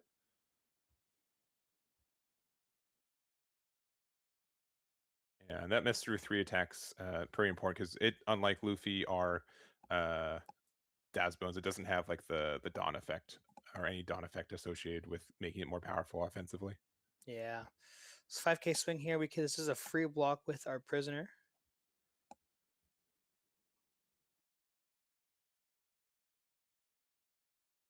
Yep, okay. Now, the idea could be to start pressuring the 6Ks on the board, but obviously that means, you get to get out of them easier than you would a 5K. Are we going to do 0 to 0? Oh, it's just a funny thing, but I love when this happens. Yeah, okay, losing Luffy. Didn't need the Dawn to get out of it. Yeah, and you're like, man, I've attacked 4 times without any Dawn investment this turn already. That's crazy. So 6K with Croc. Curious to see if it's going to leader. It looks like it is. And I think we're going to be playing what looks like 7. No, okay, 1 more. One Okay, more attaching 6. some Dawn this time. Big 6 into leader. Going down to 2 life for Howie. Thinking could be a gravity blade, but no trigger from there. And I'm so interested to see what is 7's next play. Yeah, but we're just so far ahead. It is going to be the 5-cost buggy. Okay, draw 1. We're going to remove, the Mr. 3 there to play our prisoners here. We're going to get 2 Dawn back active. This could be a Luna or the I Know You're Strong. Yeah, so preventing both the quote-unquote blockers from being able to attack and block next turn, keeping them rested. Yeah, there it is. There we go. And it's just so automatic, right? Like you're Yeah. just like, I'm just everything needs to go back active. We're setting it back up. So Also, too, there's so many cards now that can unrest, but they just can't rest. yeah. Like there's like can't attack, there's can't rest, and you like can't unrest, right? Those are like the three different ones. But there is the gravity blade that might have been the top card of life that we saw earlier. But when we're already kind of ahead, gravity blade just keeps you at an equal footing, if not better, and that prevents it. And the jet culverin, wow, that is a lot of removal here. We were able to play 11 cost of events here using the blue green Luffy's effect, and this is looking really good for Howie. Yeah, this is very grim here for 7. The it's just the game has just completely changed. Yeah. Off of 3 cards, and now 7 has to figure out how we need to flood back the board at the same time as fend off 3 6K bodies on the following turn. So this is definitely going to be a difficult one for 7, but I do believe there is always a way for blue green Luffy to get out of it. Yeah, I mean, we can have if we have combinations of electrical Luna, I know you're strong, etc. We can essentially remove these cards for the rest of the game. If we also have a 7-drop boa, no, just another buggy for 5, being able to draw 1 and play out potentially another 6K, which we are getting 2 Dawn back, and then with the if we're at 10 or we're at 9, so we should be at what 6 Dawn left right now. Yeah.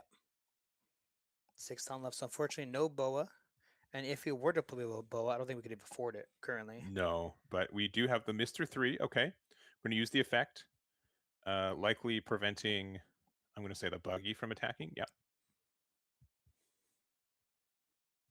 2 Dawn, so no electrical Lunas, no copies of I Know You're Strong, and back to Howie.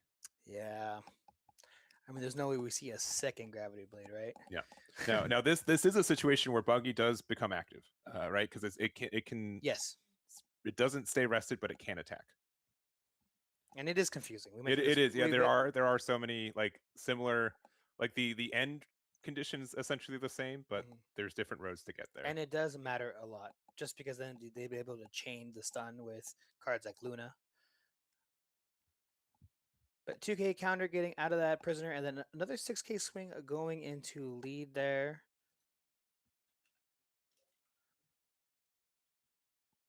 And we are going to go ahead and just block using that buggy effect plus 1K counter. We do have, of course, our very own Mr. 3. We're going to use the effect. We're going to draw 2 cards, and we're going to most likely hit the buggy, which we end up doing so. Yeah. And then we are going to go use the leader effect to restand 2 Dawn.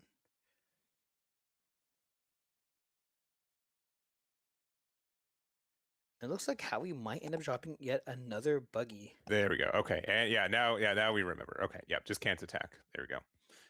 Doesn't seem like it'd be a big deal, but if we have like stuff like Luna and stuff, we'd want to make sure that we hit the things that should be hit for that one. Also could be another target to attack into. Mm-hmm. So with 8 active Dawn, it looks like we're debating on swinging 7K with lead, possibly 8 plus, drop the buggy, and this is an 8K swing.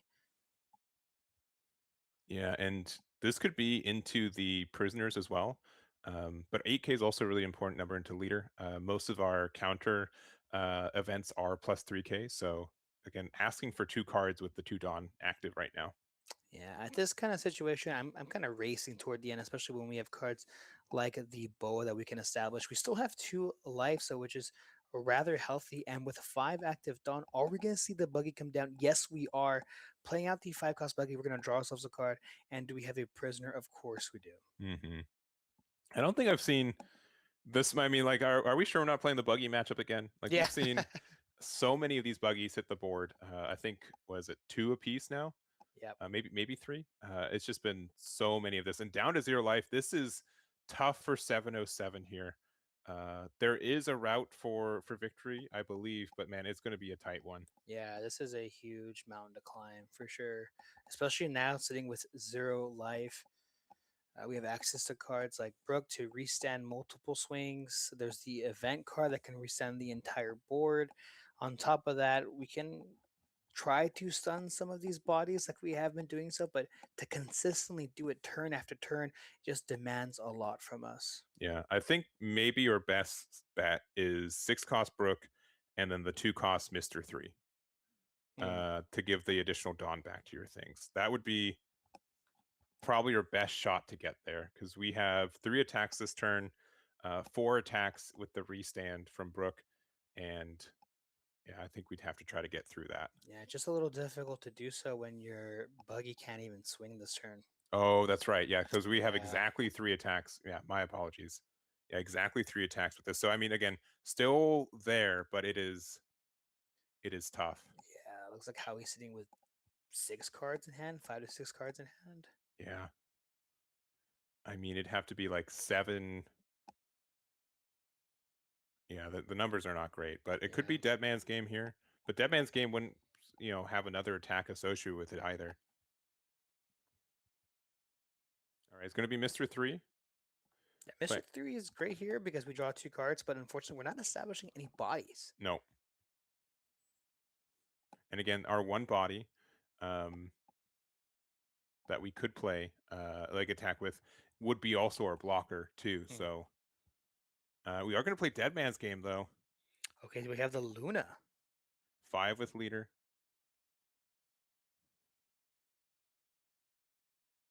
Yeah, this could be Luna set up 1 active Dawn for counter. Yep. And there goes the board there. So 707 has likely bought themselves another turn, but it is still looking tough. Yeah, at what cost? All right, have the Livy coming down, searching top 3. What do we find? Yeah, and also establishing the Luffy on the board could prepare us for another for the let's go to the Navy HQ. I definitely see a 2K in the hand there with the Mr. 3, so that could be important.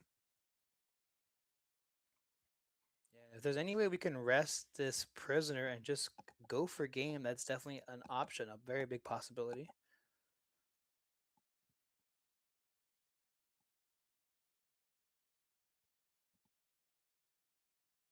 And this is where we mentioned before that the characters staying rested is it's so crucial. On the following turn, the characters will still be rested. So being able to chain a lot of the stun is extremely crucial. Yeah, and again, looks like we gave up a Mr. 3 2K for the Mr. 3 1K, which means maybe there's another Electrical Luna in hand. Maybe we're just trying to buy more and more time. But again, we do not have a lot of time to buy.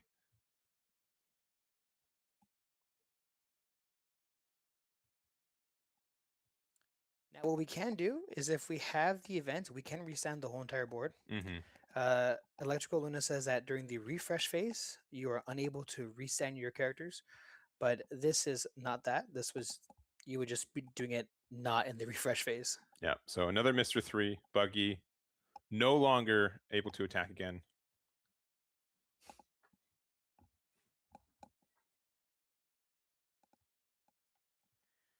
All right, with after lead effect, we have 8 active Dawn, and we can attack with our leader and only our leader.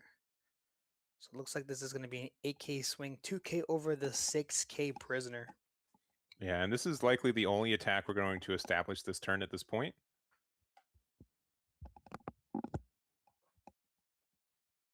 But yeah, we'd either have to do double 2K, take the block or block, and 2K 1K.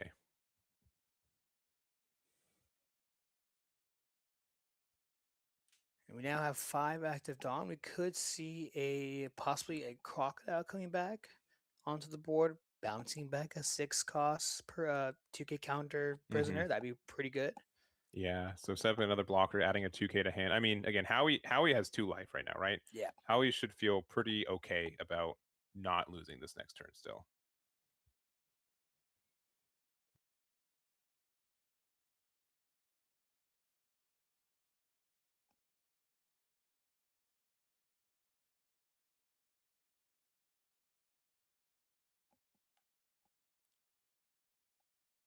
All right, we've just taken the block and let it go. Oh, man. Playing Crocodile for 4, using the effect to get a 2K back to hand as predicted. Playing out the 2-drop there, having 1 Dawn open. So no blockers outside the Crocodile right now, and the Buggy can't attack. Yeah, very, very strong here. Strong turn coming from Howie. Now this would be almost impossible for 7 to win from this turn.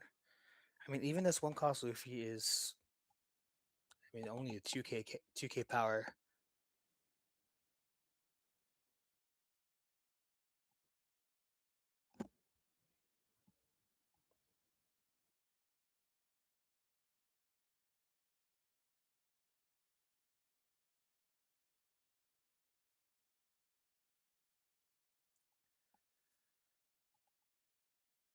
All right, so thinking here. Again, this I mean, I think it's commendable that 707 has got to this turn, right? You know, there definitely lasted maybe a turn or longer than Howie was thinking, but Howie's been able to get all the answers so far, being able to apply pressure while still gaining advantage. We have what 7 cards in hand for Blue Green Luffy. That's insane. Yeah.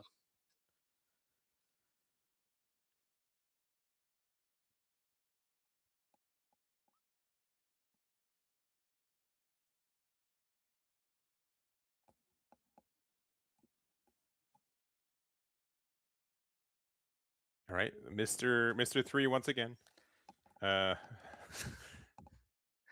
know, we've done the 5 cost buggy 2 turns in a row. I feel like every Luffy deck runs 10 copies of this card. Yeah. Now, this is, I think, the right play to, if we want to attack with Luffy, we got to do it while Mr. 3 is still on the board. But it looks like we're just going to start with a big 5K. Yeah, free block here with the Croc.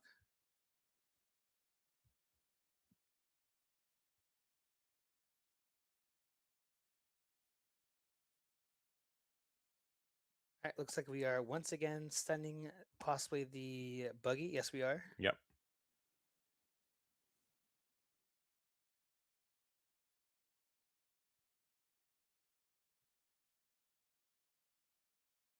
Okay, Croc for 4. Now, Croc can only bounce a 2 cost or more, so unfortunately cannot get that Luffy back to hand to get the extra draw. But another Luna, okay. Blocker and the the Bond Clay there can maybe attack into it. Yeah, Buggy can't attack because Mr. 3 once again, but again, at what point are we, you know, trying to go for game and the other's like delaying the inevitable? You know what I mean? Yeah. Oh, Dead Man's Ooh. Game is going to be pretty nasty here. Yeah, this is kind of with leader effect. 2 cost Dead Man's Game is pretty good. And I mean, what Bond Clay can you attach 9 Dawn or 8 Dawn to it, and it's a base 6K. So that's 14 to 5. That's pretty good. Yeah. Looks like we're going. Is this 8K? 6 plus 2, 8K. Oh, the 0 cost event. 0 cost event should be one more though. Yeah. Believe it's 7k. It's the. Oh, you're right. Yeah. No, yeah, you're right. Yeah.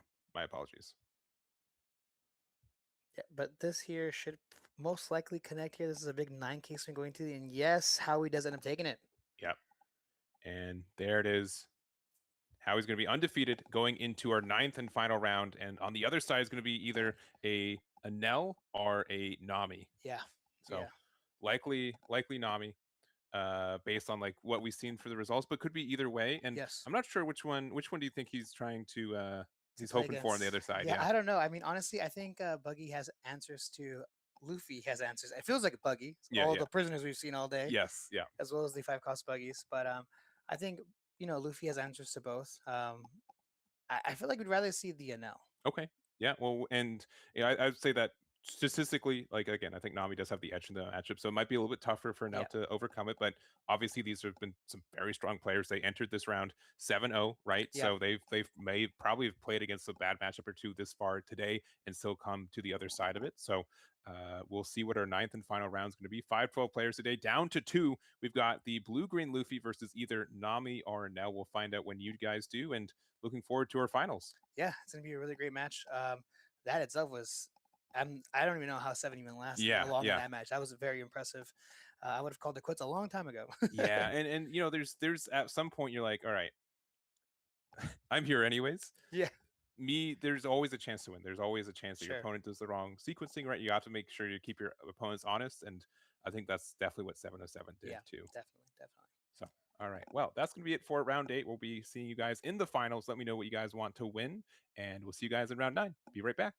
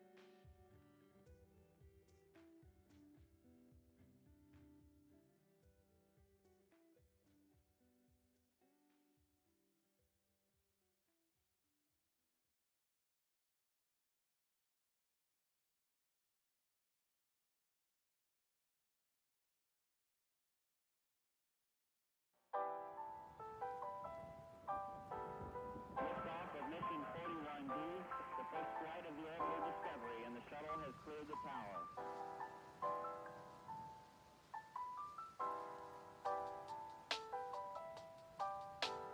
Discovery's 4 computers now have primary control of critical vehicle functions.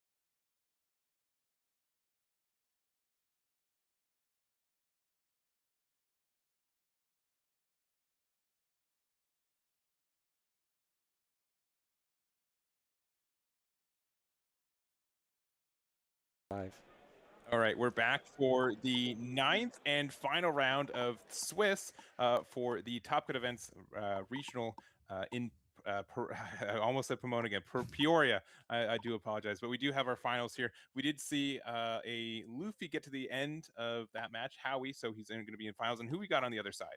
We have a Nell. We have a Nell, and we have Egoist, and this is also a team win here. Both these on the same team here, so seeing each other's in the finals, I'd say both players, their team definitely won. Now we'll have to see who takes it home, though. We started this day Yes. with 2 players that came in a carpool together. We did, yes. Same team, and now we're finishing the day. Yes, different players, different teams. Yeah, different teams. but it's but full still, circle yeah, for the day. It's all coming back to us. Yeah, honestly, we've seen every single round has been a fantastic round, great matches all day, and I think we're gonna see the same thing, right?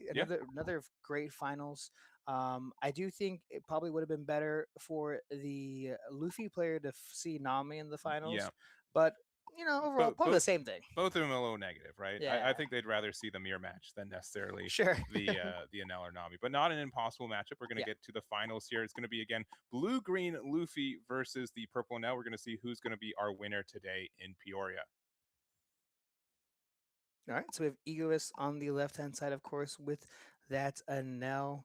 And love the playmat of the Rosie Law. Huge fan of Rosie. But it looks like we're going to start things off here with the Ohm Dawn -1 and then just draw a card and pass. Yeah, happy to see a little bit of Rosie in finals here, right? Yeah.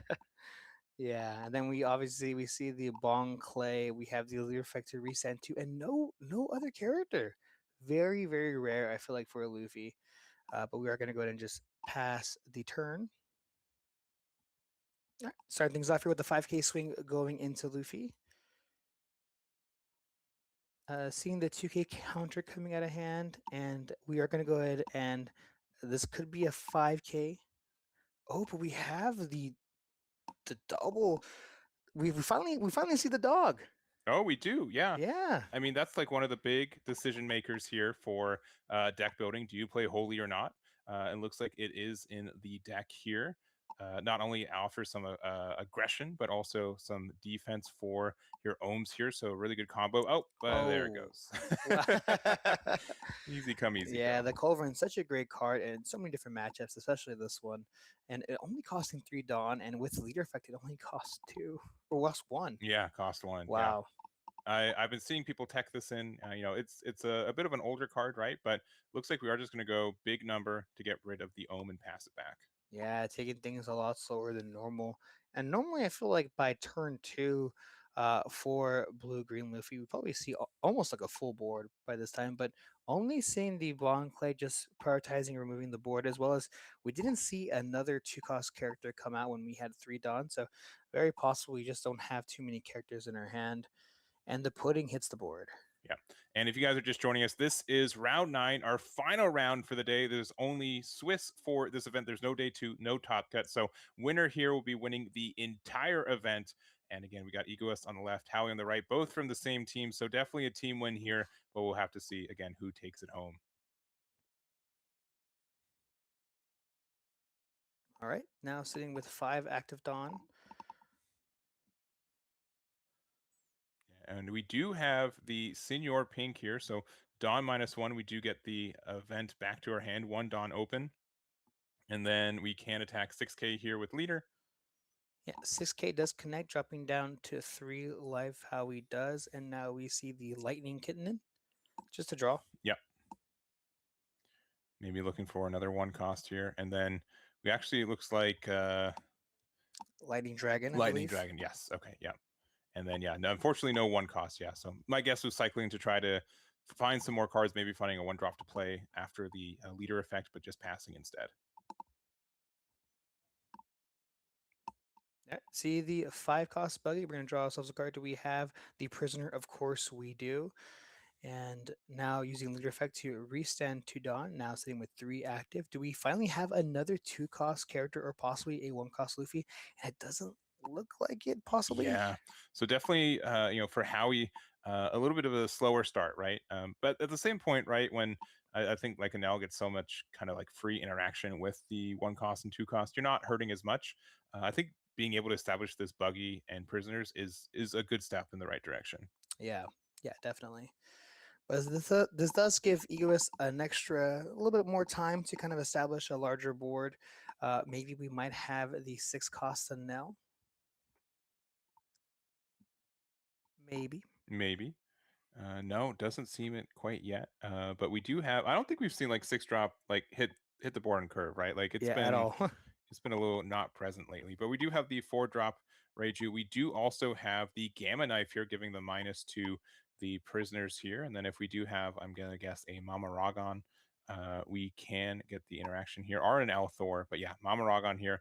Dawn -2, draw 1. This is now a 1K, and we were able to rest it, so Pudding will be able to pressure into it, and we'll get some good numbers there. Or we can attack with leader and then Pudding afterwards with our leader effect. Yeah, so much control on this side of the board now. On top of the fact that Howie wasn't able to see, a couple more characters, but this is just a lot of damage going toward lead. Yep, so another 6K going into leader here. 3 life, 1 Dawn open, and no blockers for Howie here.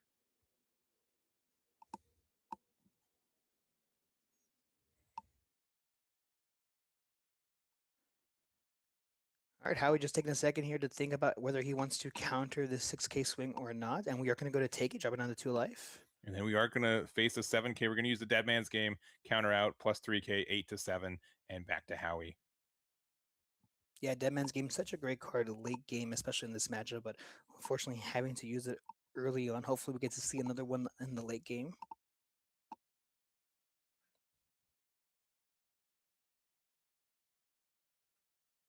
Definitely isn't over for Howie. Lots of games still left.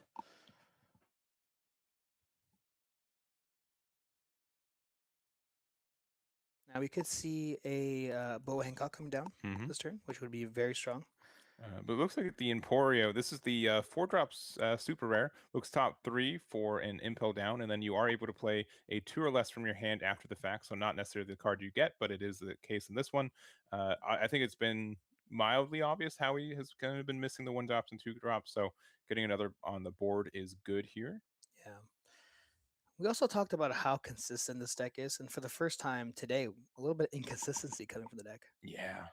Looks like we're looking at a 5K into the Pudding here. The Reiju has blocker, and I believe it is a 7K right now. I do think we have enough events in there, so just need 4. Buggy can still attack here. Yeah, make it an 8-6, and then they can block with the Reiju, and it can be a 7. But again, a lot of 2Ks in Enel only protect characters and leaders named Enel. Just letting it go. And then we do have the Crocodile for 4, and then we're going to use it on the Bond Clay to play it back out. We did a little bit of a shorthand there, but drew 1 off the on-play of the Bond Clay and going back to Egoist. Yeah, it kind of feels like we're kind of starving Enel a little bit, but we finally see the 6 cost Enel. Using the effect on -1, look at the top 5, grab anything we want, and then pitching a card.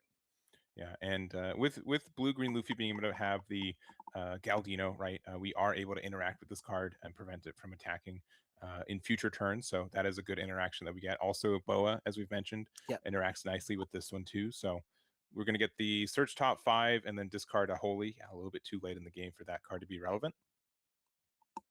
Yeah, it was really great turn too, but unfortunately it did see its end very quickly. Yeah, the Culverin there. So we got the Thor, going to be able to get the removal on the Bond Clay there. And we are going to give 1K boost to something. I'm not sure if it's the Reiju or the Enel. I'm going to use the Enel effect. We're going to put a lot of Dawn on the Reiju here. And then 1 for the Pudding. Yeah, very interesting to see if we do end up going for this buggy or we just go for a lead here. I mean, Howie only has 2 life currently. Yeah, and I think the Enel leader has the plus 1K from the Thor, though. Again, it's not marked for us. I'm not immediately sure, but looks like we are going to attack into the buggy, and then we're going. I'm again assuming 6K into leader here, and it's still going to be like a block 1K if we want to. But again, if we block here, then they can get hit by a lightning dragon, so you do have to be very aware of that too. Yeah. Yeah, very even game, a lot of back and forth. Definitely, it seems like EOS has a bit of an upper hand. For a second, I thought he just handed his cards in hand. Like, yeah, here you go. Yeah, this is what I have, in case you're curious. Take a look. Yeah. All right, we should be at full 10 Dawn here for Howie. You know what? We've seen a good amount of green blue Luffy games today. I don't think we've seen Boa Hancock hit the board once. Not once. Yeah, not once. Yeah, one of the kind of defining like late game cards for this deck. I know people have been running somewhere between 1 to 3, and I think I see one in hand right now too. But first, using the Luffy, looking top 3 for an Impel down card. Yeah, I guess the question is, when we play the Boa, we can also, instead of playing Boa, play 3 additional characters. Mm-hmm. And all the matches today we've seen, people have been able to control Luffy's board so well that oftentimes it seems better to go wider than taller. Yeah. And we are going to get another Crocodile here. We don't have a 2 cost to start the bouncing again yet, but we could. 9 Dawn left to work with, and we still have our Luffy leader ability for Howie here. Looks like we're going to start off with a big 8K into Reiju. And again, that 2K deficit against anything that's not an L usually is super strong in this matchup. Yeah, Ego is not even taking a second to think about it. Taking the 5K swing, dropping down to 3 life, and it looks like we see another Croc bringing back the Ivankov. Do we have a 2 cost? Yes, we do. Yeah, and that's for 4 to pay for it. I'm a little surprised we didn't attack once with the Ivankov there. So there must be something else we need to use this Dawn for. Oh, it is another buggy. So okay, so draw 1, and then we can play a Prisoner's Impel down. I mean, we've got a really wide board here if we want to play it out, but we might not have it. No, just playing it out for a 5 cost draw 1. Yeah, we could also possibly have it, but just maybe want the counter in hand. Mm-hmm.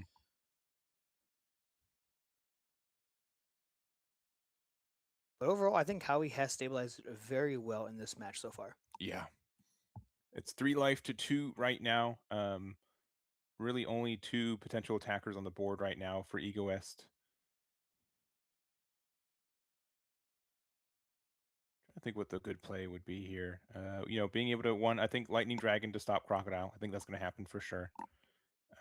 Definitely a priority here. If we got any Elthors to pick off the Luffy's or Dazbone, that's going to be pretty good. And I'm not really sure from there. Yeah, so many different options Anel always has in its arsenal. They feel like with all the events, there's just so many more possibilities. But this is Anel swinging into the Croc. I do think it's probably going to go down here, in which it does end up going down.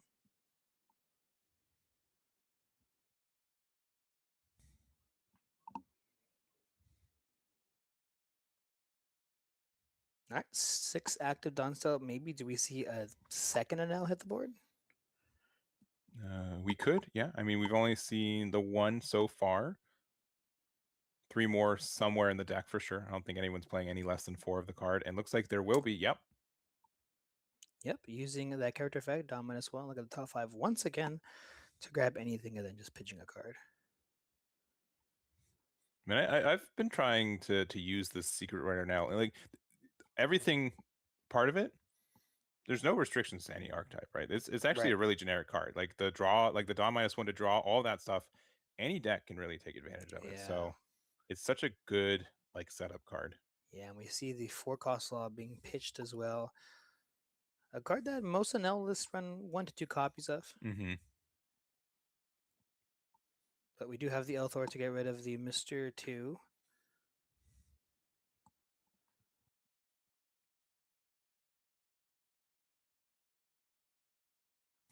So we might just block and 1K counter this swing.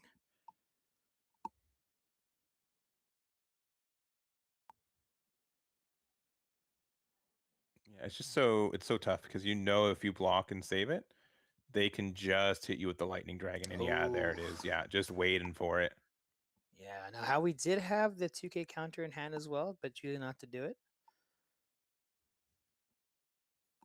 We still have our leader ability as well, but looks like we've got another Elthor on this Luffy here. Yeah, okay, yeah. Wrong card, wrong card. Yeah, please, yeah, I need this putting on the board here. Using leader ability, so it's a +1 +5, so that's going to be 8K, and Either into life. Yeah, I wasn't sure if they're pointing at the life or at the crocodile that Yeah. is stunned from the lightning dragon. But 1 life for green and blue Luffy. This is pretty tough all of a sudden. Yeah. And you asked earlier how Egoist would navigate through that turn, and I couldn't tell you. He went through many different directions on that turn. Yeah.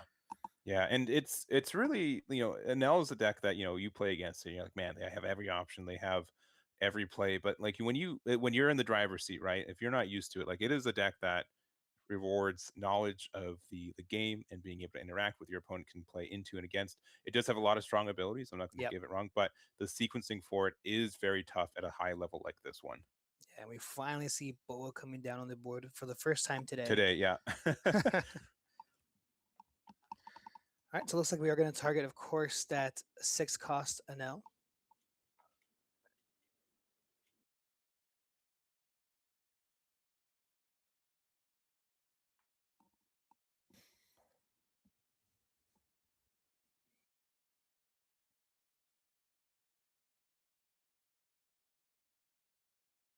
Big 6K swing going to lead does connect. Ego's dropping down to 2 life. Mm-hmm. And again, at this point, these are potentially just more cards to be able to interact with your opponent next turn. So why not? And I know you're strong, just for one. Just for one character. It looks like passing from there. Yeah, really strong turn here from Howie. And of course, one does stay rested. Yeah, and again, these are two different, attack preventers, right? We've got can't restand.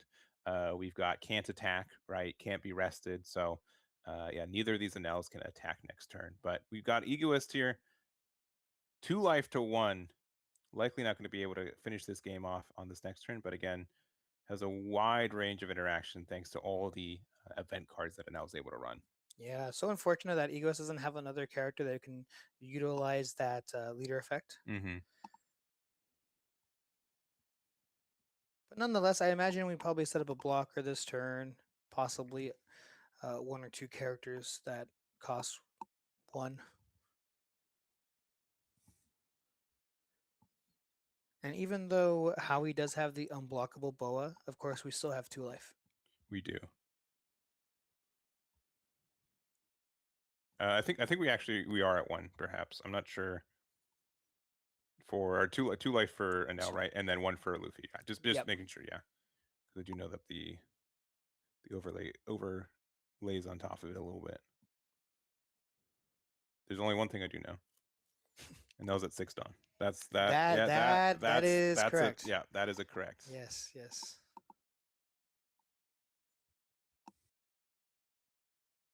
All right, we're going to play Reiju for 4. Again, this is, you play it for 4 as a 4-drop 5K. As soon as it hits the board, it's a 7K 9 cost. So being able to get out of a lot of aggressive removal, but it does not get around unblockable. Yeah, so we see the Ohm hit the board, and we still have 1 active Dawn using a leader effect. And we do have the Gamma Knife here, and likely, yeah, going into the Crocodile. And now it's going to be 5 to 1K. Yeah, this would be just so many cards out of our hand. Yeah. Now there's a big question here where, yeah, if we save this, this could be enough to try to go for game next turn. But, if we do save it, we can get hit by Elthor and likely lose on the spot from all the card advantage we just lost from there. But back to Howie here. 1 blocker on Egoist side, 2 life. And again, 2 Enels are going to, again, start hitting next turn as well. And here's the thing, if I'm Howie, how do I stun the board once again? How do I go for game this turn? Can I survive another turn? But here's one of the things that can help us survive. Yeah, the Mr. 3 here, get a draw 2 and prevent one of the Enels from attacking next turn. Going to get our 2 Dawn back active. I mean, if we've got another Boa Hancock, that can get some value here. Prevent 2 attacks. We were able to see in the hand as well that we did draw into yet another Mr. 3 off of that. It's so good at finding additional copies of itself, right? Yeah.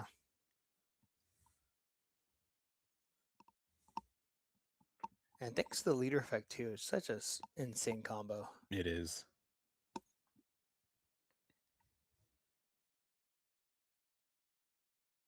Not as good as Buggy's leader effect, though, right? Sure.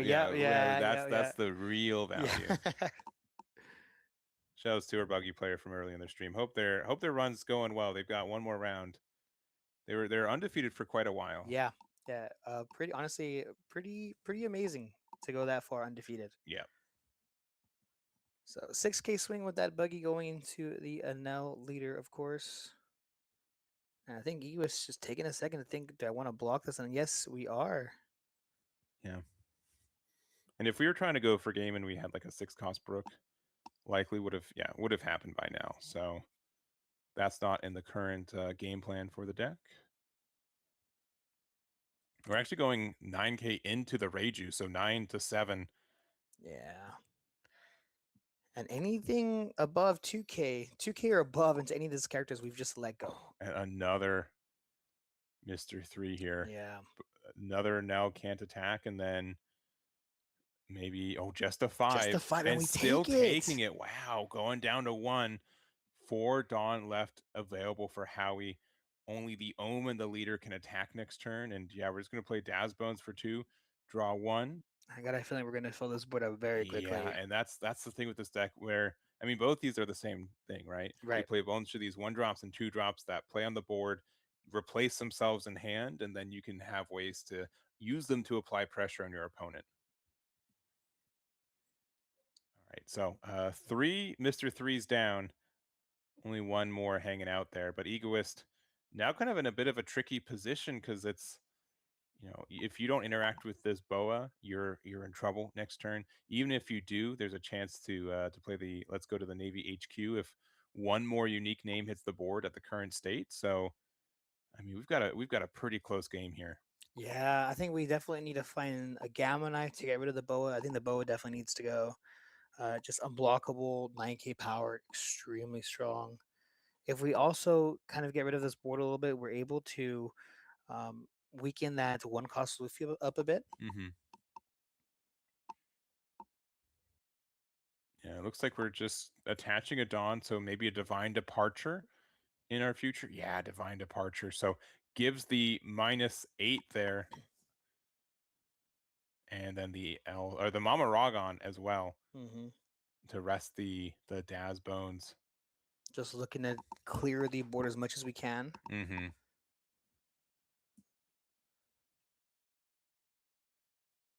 We still have leader effect from Egoist to get 1 Dawn left active. I think pretty clearly we should be able to clear both of these. If we also have Ashura, that could be huge. To be able to attack and trade into one of these smaller bodies. But looks like we're attaching everything to the Ohm here. And if we do have Ashura, that's huge. So another Dawn -1 draw, but this does have Rush. I think we need to attack Ohm into... I mean, both these are like 1Ks, but... Yeah, we're going 2 to 1.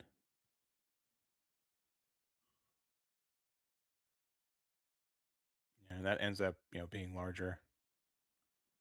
Yeah. 2 to 1K, and I think we can try to save this as much as we can. Mm-hmm. So see the prisoner coming out of hand, 2K counter.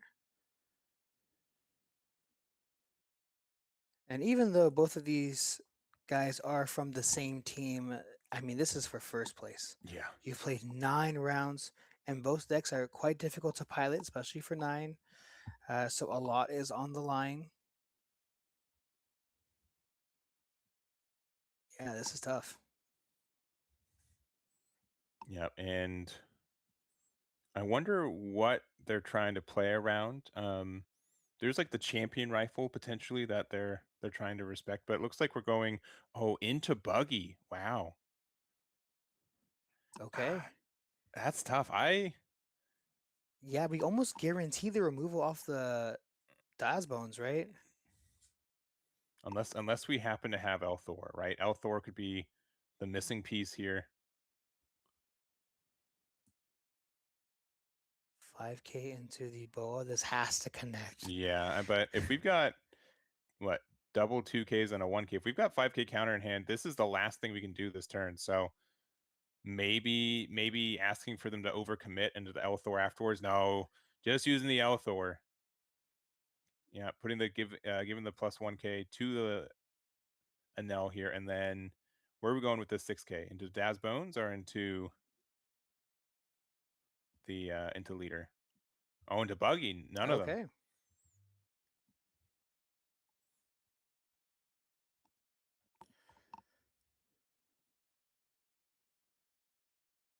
It looks like we have about 3-4 cards in hand for the Anel.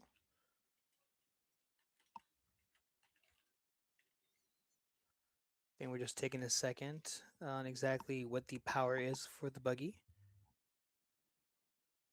Yeah, because we must have done a minus from the ohm, and then we were 6K because we Elthored on our leader. So it was a 6 to 5, and we used the 2K to get out of it. Yeah.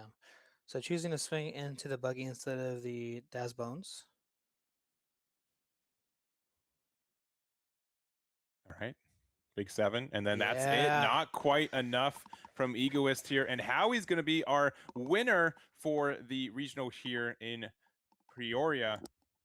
And Team Tofu here, again, first place. We'll see with tiebreakers, second place as well. But huge win, and especially for kind of an uphill matchup, I'd say, for Blue Green Luffy. Yeah, yeah. Honestly, I mean, I know that obviously there had to be one winner, but regardless, the team won. Yeah, the team team won. took yes, it home. Yes, and honestly, I think showed a lot of back and forth. I think both players very familiar with each other's decks and how the decks work. And I think the only thing, maybe our NL player took one extra life a little bit too quickly, right? Sure. That 5K at the end was a little surprising for both of us, Yeah. I think, right? I think if we were at like one more life, it could have been like a little bit closer there, but able to take it. And yeah, we've got a winner for today. Yeah, yeah. Big congratulations to the winner. Man, it's 9 rounds. I mean, Yeah. and on stream too. It is a lot to demand from these players, and so congrats to both of them for making it this far. And yeah, green, blue, Luffy. Yeah. Pretty good deck. So that's going to be our coverage for this event. So thank you guys so much for hanging out with us and for watching the games with us too. Thank you to Top Cut Events for not only running the event, but also for providing the stream and letting us show this tournament with you guys. So a lot of cool matches and able to show off the One Piece card game as well. And then also we will have the top decks posted later this weekend as well. So if you guys want to see the top cut for the top 16 for either the regionals as well as the treasure cup, we'll have that available for you guys in the next day or two. So Sos, anything from you? Nope. Thank you guys for watching, staying tuned with us all day. I really appreciate it, of course. And yeah, so from all of us, thank you guys so much. If you guys are traveling home, make sure to get some safe travels. Again, congratulations to Team Tofu for winning that event with the Blue Green Luffy, and we'll catch you next time. Bye bye.